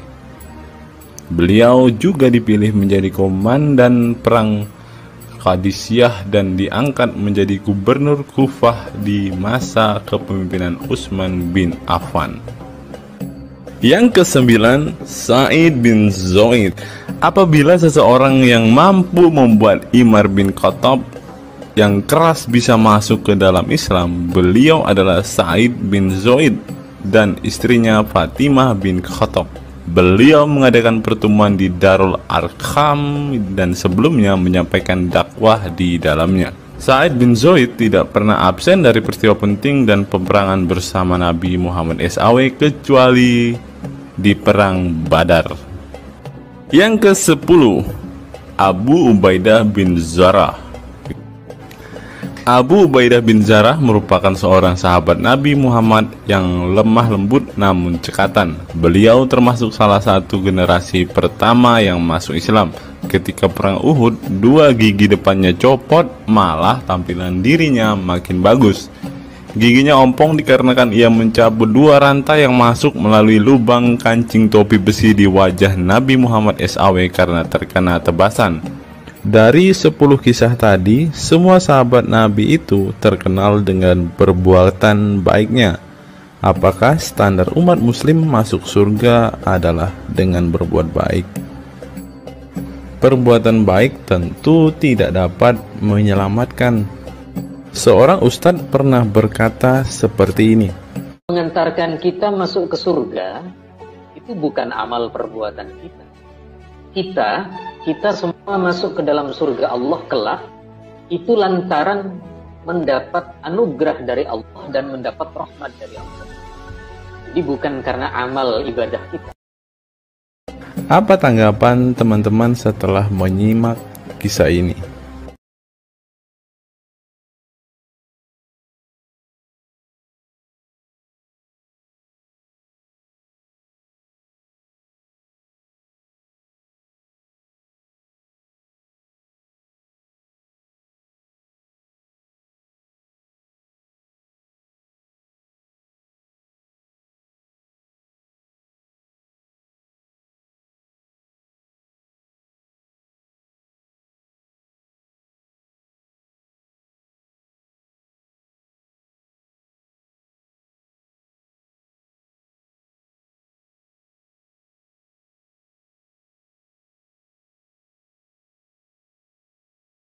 Saya teringat dengan satu perkataan seorang ustadz, teman-teman. Ustadz ini mengatakan bahwa memang benar saudara-saudara muslim kita itu hanya suka membaca Al-Quran, suka berbahasa Arab, tetapi pada kenyataannya mereka ini teman-teman ternyata adalah orang-orang yang tidak paham sama sekali dengan apa yang mereka baca, teman-teman.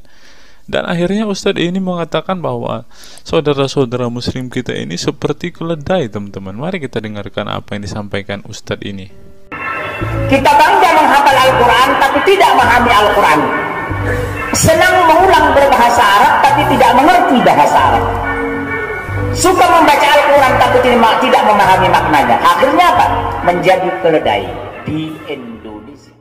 Tidak sampai di situ saja, teman-teman. Menurut NU Online, seperti yang disampaikan oleh Gus Baha, ingin umat Islam banyak baca Al-Quran meski tak paham maknanya. Teman-teman bisa baca sendiri ya judul artikel ini. Artikel ini mengatakan seorang Gus ingin umatnya itu semua umatnya dia ingin bahwa mereka harus mau dan rajin membaca Al-Quran, teman-teman. Walaupun ya pada kenyataannya apa yang mereka baca mereka tidak ketahui. Apa yang mereka baca mereka tidak tahu maknanya, teman-teman. Mari kita dengarkan dan lihat apa isi dari artikel yang diransir oleh NU Online ini, teman-teman. Jakarta, NU Online. Rais Syuriah Pengurus Besar Nahdlatul Ulama PBNU Kiai Haji Ahmad Bahaudin Nur Salim yang biasa dikenal dengan Gus Baha mengingatkan umat muslim atau umat Islam untuk memperbanyak membaca Al-Quran meski tidak memahami maknanya.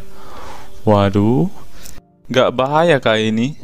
Ustadznya mengatakan harus baca saja Al-Quran walaupun tidak paham. Wah, bisa-bisa umat Islam jadi keledai se-Indonesia nih, seperti yang dikatakan Ustadz yang barusan tadi.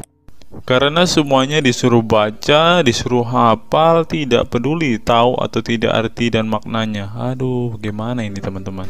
Sebagai kitab suci, Al-Quran harus lebih dekat dengan umat Islam. Cara mendekatinya bisa dengan mempelajari dan memahami kandungan Al-Quran atau membacanya. Membaca Al-Quran lebih bernilai ibadah, terutama di bulan suci Ramadan. Saya paling sangat ingin di Ramadan ini banyak membaca Al-Quran, baik membaca secara qiraatan saja atau lebih jelasnya. Sebagaimana dikutip NU Online dari akun YouTube Santri Gayeng, menurut Gus Baha, membaca Al-Quran tidak harus menunggu paham arti dan tafsirnya, sebab membaca Al-Quran dari huruf ke huruf sudah bernilai ibadah. Meskipun seorang yang membacanya itu tidak paham arti dan maknanya, terlebih ketika membaca dan kemudian menjadikan isi Al-Quran sebagai bimbingan hidup. Gus Baha mencoba melogikakan orang yang membaca Al-Quran tetapi tidak memahami maknanya.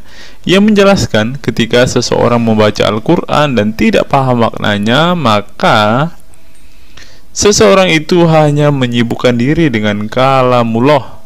Hal ini menurut Gus Baha sesuatu yang baik.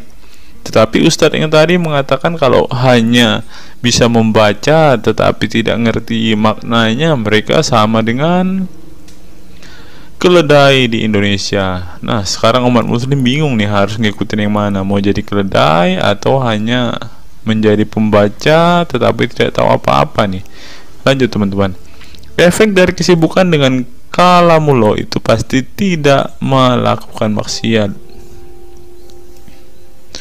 Tetapi kalau kita melihat ya, kalau ada satu contoh kasus yang terjadi di pesantren kemarin kan teman-teman, di artikel yang kita baca sebelumnya, bahwa kejadian atau hal yang bersangkut paut dengan maksiat ini terjadi di dalam pondok pesantren, teman-teman. Bagaimana ini Gus Baha?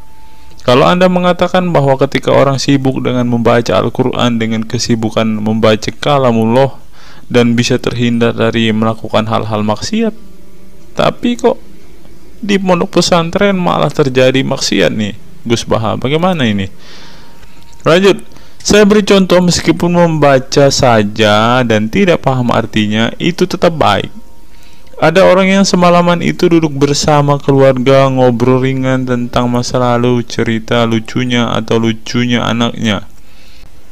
Pada malam itu ditulis oleh malaikat bahwa keluarga ini tidak maksiat, tidak dugem, tidak narkoba, dan tidak ke tempat maksiat, jelasnya. Gus Baha mengatakan keberkahan dari seorang muslim atau muslimah menyibukkan diri bercengkrama bersama keluarga, asik guyon dengan teman dan tetangga adalah tidak melakukan maksiat dan tidak macam-macam, apalagi jika saat itu membaca Al-Quran. Hal ini sesuai dengan kajian ilmu usul fikih yang dipelajari Gus Baha dari Al-Makfurlah Kiai Haji Maimun Zubair.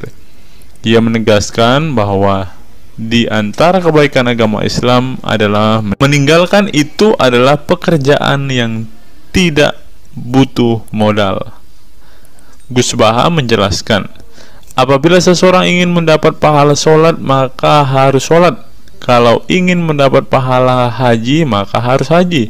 Namun ada kebaikan yang tidak perlu modal, yaitu meninggalkan kemungkaran. Caranya cukup meninggalkan hal-hal yang dilarang Allah. Cara meninggalkan kemungkaran bisa dengan bercengkrama dengan keluarga, baca Al-Quran, bercanda dengan teman, dan hal positif lainnya. Sehingga kalau ada orang yang tanya, kenapa baca Al-Quran meskipun tidak paham itu dapat pahala? Satu, karena itu kalamullah. Kedua, sebagai kebaikan itu adalah meninggalkan kemaksiatan. Meninggalkan itu bisa dilakukan dengan hal-hal mudah. Ini pentingnya ngaji. Saya ngaji usul fikih dengan Kiai Haji Maimun, abahnya Gus Yasin, katanya. Gus Baha mengaku sejak kecil ia sudah terbiasa membaca dan mempelajari Al-Quran, bahkan hingga saat ini. Kebiasaan Gus Baha mempelajari Al-Quran yang berlangsung puluhan tahun ini membuatnya memiliki kecintaan yang mendalam dengan kitab suci yang diturunkan kepada Nabi Muhammad itu. Ia juga membaca banyak literatur klasik maupun modern untuk memahami Al-Quran. Kemudian melakukan diskusi dengan banyak pakar Al-Quran dari berbagai daerah dan negara tentang berbagai tema. Tetapi syukur-syukur bacanya Al-Quran itu paham.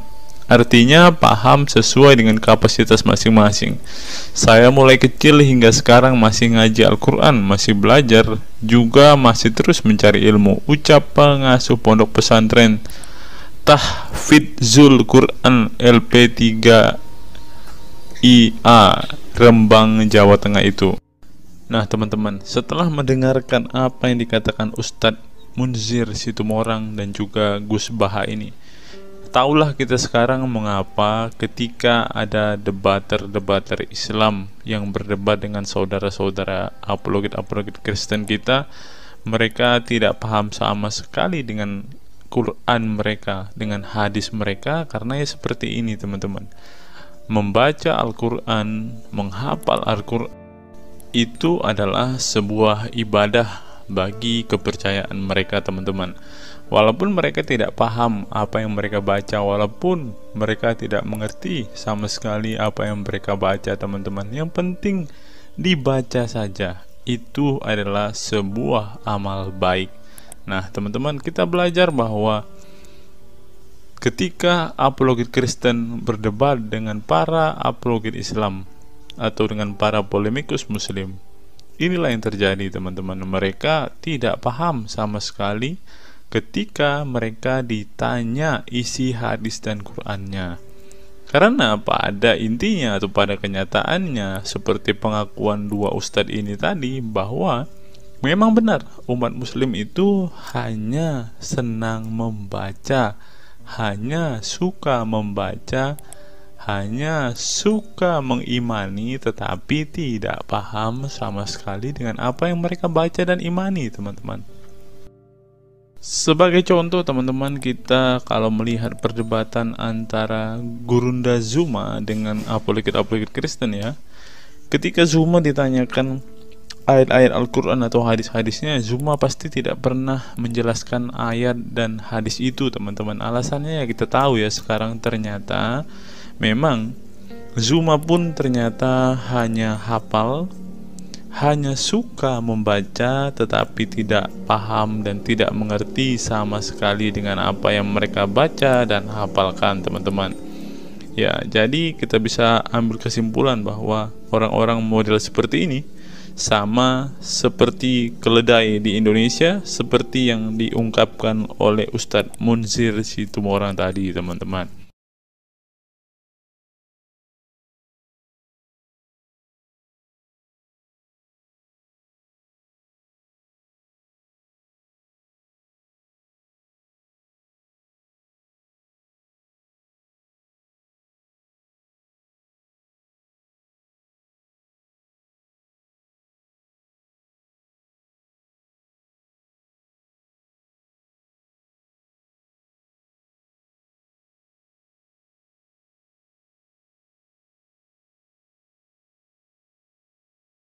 Fenomena pemurtadan dan kelompok Islam radikal.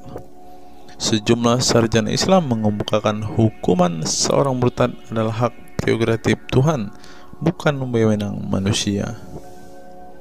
Masalah pemurtadan selalu menjadi isu penting dalam sejarah wacana keislaman.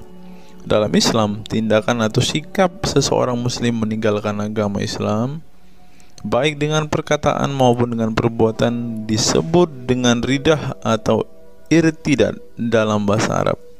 Dan orang muslim yang melakukan tindakan ini disebut murtad. Nah, seperti yang dikatakan oleh Yakut tadi teman-teman, dengan mengatakan toa itu seperti gonggongan anjing, dia sudah murtad teman-teman.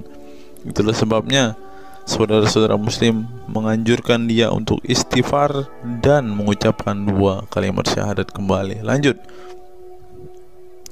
Seorang dikatakan murtad belum tentu mereka pindah atau konversi ke agama baru. Bisa juga mereka kemudian memilih untuk tidak beragama, menjadi sekuler, ateis, agnostik, dan lain sebagainya. Masalah pemurtadan ini bukan hanya diskursus dan fenomena eksklusif dalam Islam saja, tetapi juga dalam agama-agama lain ya. Ada banyak pendapat di kalangan sarjana muslim tentang status ridah yang dan bagaimana seharusnya memperlakukan seorang murtad. Ada yang berpendapat ridah adalah masalah kepolitikan, bukan masalah teologi keagamaan, sehingga orang yang keluar dari Islam murtad tidak perlu dikenai hukuman apapun, termasuk hukuman pembunuhan. Karena itu akan bertentangan dengan doktrin Islam dan Al-Quran yang menggaransi kebebasan bagi seseorang untuk beriman dan beragama atau tidak beriman dan tidak beragama. Bagi mereka, sejarah hukuman pembunuhan bagi orang-orang yang keluar dari Islam lebih mengacu pada fenomena dan alasan sosial politik belaka. Dengan kata lain, kata murtad bagi mereka mengacu pada pengertian pembangkangan politik ketimbang pemberontakan teologis. Tak ada konsensus mengenainya. Tetapi ada pula yang berargumen bahwa masalah pemurtadan adalah masalah teologi keagamaan, sehingga orang yang mendeklarasikan diri keluar dari Islam harus dihukum bunuh seperti yang dipraktikkan oleh generasi Islam pasca wafatnya Nabi Muhammad. Menariknya, sejumlah sarjana Islam terkemuka, baik klasik maupun kontemporer, baik Sunni maupun Syiah, sebut saja seperti Muhammad bin Ahmad al-Saraki, Abu al-Walid al-Baji, Ibrahim al-Naqi, Ibnu al-Human, Buharuddin al-Mahinani hingga Ali Goma, Husin Ali Mutazir, Zafed Ahmad Gamidi, dan Torik Ramadan menyatakan tidak ada konsensus dari para ulama tentang hukuman bunuh bagi seorang murtad. Mereka juga menegaskan bahwa hukuman seorang murtad adalah hak prerogatif Tuhan, bukan wewenang manusia. Nah, sekarang kalau kita melihat ada seorang ustadz mengatakan, siapa namanya itu, Abdul Somad bilang, Bagi yang murtad darahnya halal. Nah, gimana ya dengan Abdul Somad ini teman-teman? Dia sudah tidak menghidupi apa yang diajarkan oleh pendahulu-pendahulunya teman-teman. Lanjut, masalah sejarah dan fenomena pemurtadan dalam Islam ini dengan baik dikupas oleh Abdullah Said dalam Freedom of Religion, Apostasy and Islam, atau Taha Jabir Al-Wani dalam Apostasy in Islam, A Historical and Scriptural Analysis. Tulisanku ini tak bermaksud membahas secara lebih dalam dan detail tentang pemurtadan ini, tetapi ingin menyajikan sejumlah fenomena pemurtadan di kalangan masyarakat Islam kontemporer, di mana banyak orang-orang yang memilih keluar dari Islam bukan lantaran menghadapi peliknya masalah teologi keislaman misalnya, melainkan dikarenakan telah muak menyaksikan perilaku Islam itu sendiri, khususnya kalangan muslim ekstremis. Nah, ini juga yang buat saudara-saudara kita muslim murtad teman-teman. Nggak tahu ya Abdul Somad termasuk orang yang Islam atau muslim yang ekstremis atau enggak ya, karena dia bilang siapa yang murtad darahnya halal. Bisa jadi Somad salah satu Islam ekstremis. Berikutnya, faktor trauma. Bagi kelompok Islam militan konservatif, pemurtadan adalah tindakan haram dan kaum murtad harus dibunuh. Tetapi mereka tidak menyadari bahwa banyak kaum Islam yang memilih menjadi murtad justru karena mereka trauma dengan perilaku brutal kelompok radikal Islam itu sendiri. Lihat misalnya penuturan sejumlah mantan muslim dalam buku Living Islam, Apostate Speak Out, yang diedit oleh Ibnu Warak, nama samaran seorang pensiunan Islam kelahiran Rajkot, India. Dalam buku yang sangat provokatif ini, sejumlah ex-muslim bersuara keras memberi kesaksian tentang kebobrokan perilaku kelompok muslim radikal di negara-negara yang mayoritas berpenduduk muslim seperti Pakistan, Bangladesh, Aljazair, Iran, Afghanistan, dan lain sebagainya.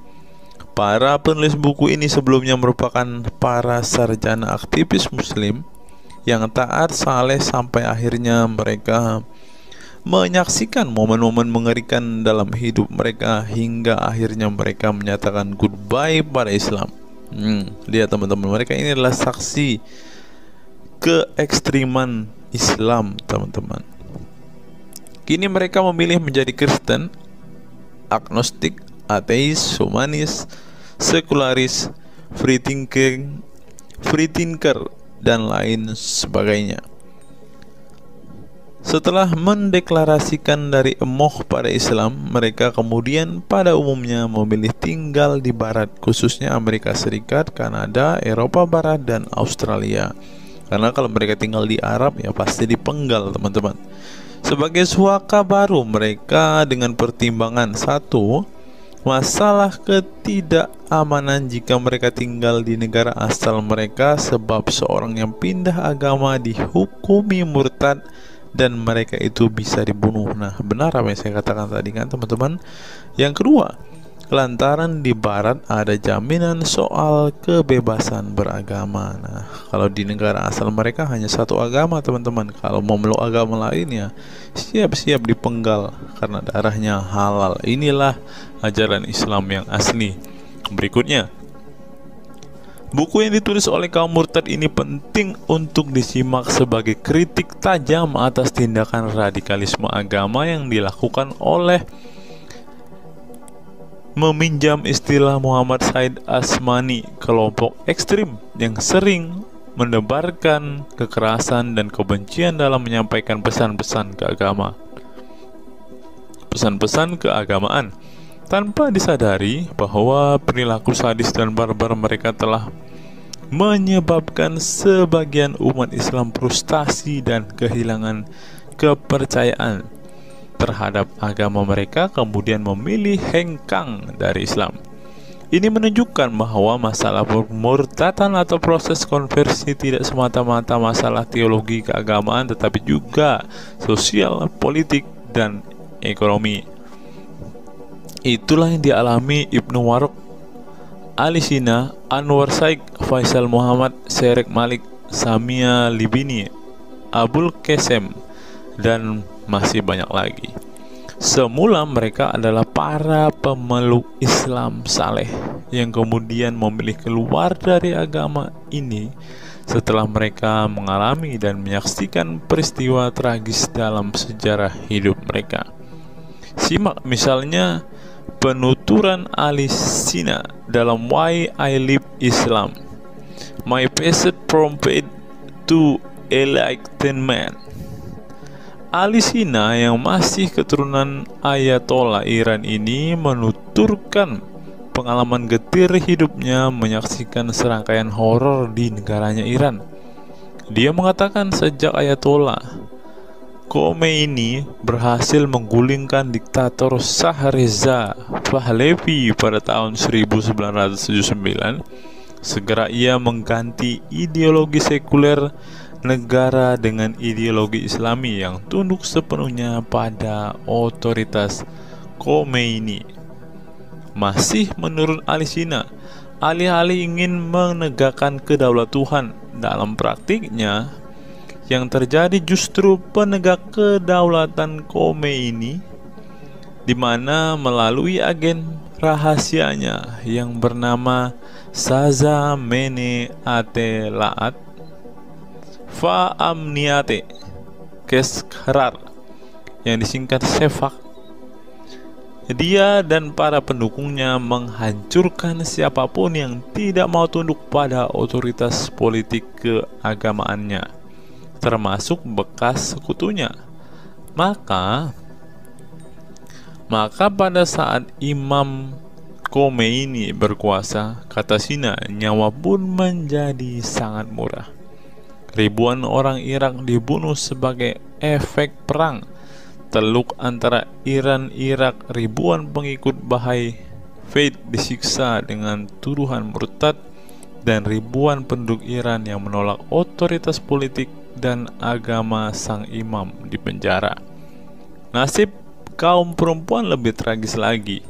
Sebelum dibunuh, mereka diperkosa oleh tentara syariat dengan alasan sebagai imbalan pembangkangan kepada sang Ayatollah sekaligus tiket menuju surga. Oh, ngeri teman-teman, tiket menuju surga. Peristiwa tragis semasa rezim Khomeini ini membuat Ali Sina trauma dan kehilangan kepercayaan terhadap Islam sehingga ia memilih murtad. Sekarang ia mendirikan Faith Freedom Foundation untuk mengadvokasi orang-orang yang ingin meninggalkan Islam. Selain Ali Sina, pengalaman getir juga dialami oleh Abul Qasem Bangladesh, Serek Malik Pakistan, Anwar Saik Pakistan Bertain, Nadia dari Maroko, Samia Libina dari Tunisia, Azad dari India, dan masih banyak lagi.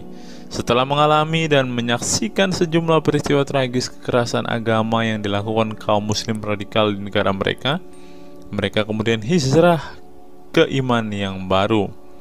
Memang tidak bisa dipungkiri di negara-negara berbasis Islam itu telah terjadi sejumlah peristiwa sadis yang dilakukan sekelompok rezim muslim militan dan kaum radikal agama demi ambisi politik kekuasaan mereka. Atas nama agama dan penegakan syariat Islam, mereka melakukan serangkaian teror dan kekerasan terhadap kelompok minoritas dan lawan-lawan politik agamanya. Penulis perempuan Mesir Bad Yeor telah menunjukkan dengan baik sebagian dari sejarah gelap radikalisme kelompok militan konservatif terhadap kaum minoritas ini dalam buku The Decline of Eastern Christianity Under Islam From Jihad to Dhimmitud. Dalam buku ini, dia berpendapat bahwa konsep dhimmi, khususnya Kristen dan Yahudi yang secara literal mengacu pada definisi protected people, orang-orang yang dilindungi, dalam realitasnya justru menjadi atau menjadi kelompok yang diperas, dieksploitasi karena di samping dipaksa membayar pajak pada pemerintah, mereka tidak pernah menikmati hak-hak sipil sebagai warga negara. Di negara-negara berbasis syariat Islam, mereka memang menjadi warga negara kelas 2, kalau bukan malah tidak berkelas lagi. Wah. Tidak hanya non-muslim saja, kaum muslim yang kebetulan berseberangan dengan ideologi dan aliran keagamaan rezim penguasa, baik rezim Sunni maupun Syiah, juga mendapat perlakuan kejam dan diskriminatif. Sebagian dari kaum muslim yang dizolimi oleh rezim Islam ekstrim ini masih bertahan memeluk Islam. Tetapi sebagian lain lebih memilih kabur ke negeri lain dan emoh memeluk Islam lagi. Ilustrasi di atas merupakan peringatan keras sekaligus memberi pelajaran berharga bagi umat Islam. Dengarnya saudara-saudara Islam, khususnya kelompok muslim militan konservatif yang selama ini getol berdakwah dengan cara-cara kekerasan dan intoleran. Perilaku brutal dan aksi-aksi kekerasan yang mereka lakukan tidak hanya menyebabkan simpati publik terhadap kaum muslim merosot atau melorotnya tingkat kepercayaan publik terhadap Islam sebagai agama damai, toleran, pluralis, dan rahmatan lil alamin. Tetapi lebih dari itu, tindakan konyol kaum radikal agama ini telah menyebabkan pemurtadan sebagian umat Islam itu sendiri. Kedepan kaum muslim harus menebarkan Islam dengan cara-cara damai, santun, dan toleran, bukan dengan tindakan keras, kasar, dan intoleran yang justru merugikan Islam dan kaum muslim itu sendiri. Jika memang Islam itu agama rahmat bagi alam semesta, maka buktikan itu dengan tindakan nyata. Wallahu alam bishawab. Nah, itulah fakta-fakta yang bisa saya sampaikan pada kesempatan hari ini, teman-teman. Kiranya fakta-fakta ini dapat membuat kita semua sebagai umat Kristen semakin bersemangat berdoa, terlebih memberitakan Injil kepada saudara-saudara muslim kita yang benar-benar rindu, yang benar-benar ingin dan haus mendengarkan kabar baik, teman-teman. Karena Alkitab memang mengatakan ada orang-orang yang hatinya sudah tertutup untuk Injil dan mereka tidak akan pernah mendengarkan kabar baik itu. Bagi saudara-saudara muslimku, segeralah murtad, karena sesuai dengan apa yang kita bacakan hari ini, banyak sekali fakta-fakta yang di luar nalar yang bisa menjadi alasan kalian untuk meninggalkan agama Islam. Apa pendapat teman-teman setelah menyimak video ini? Silahkan tuliskan komentar waras teman-teman di kolom komentar video ini, agar banyak orang semakin waras dan semakin sadar bahwa hanya Yesuslah satu-satunya Tuhan dan Juru Selamat. Hanya Yesuslah satu-satunya yang menyediakan surga bagi setiap orang yang percaya kepadanya. Salam waras, salam sadar. Sampai bertemu di video-video kita berikutnya. God be with you all.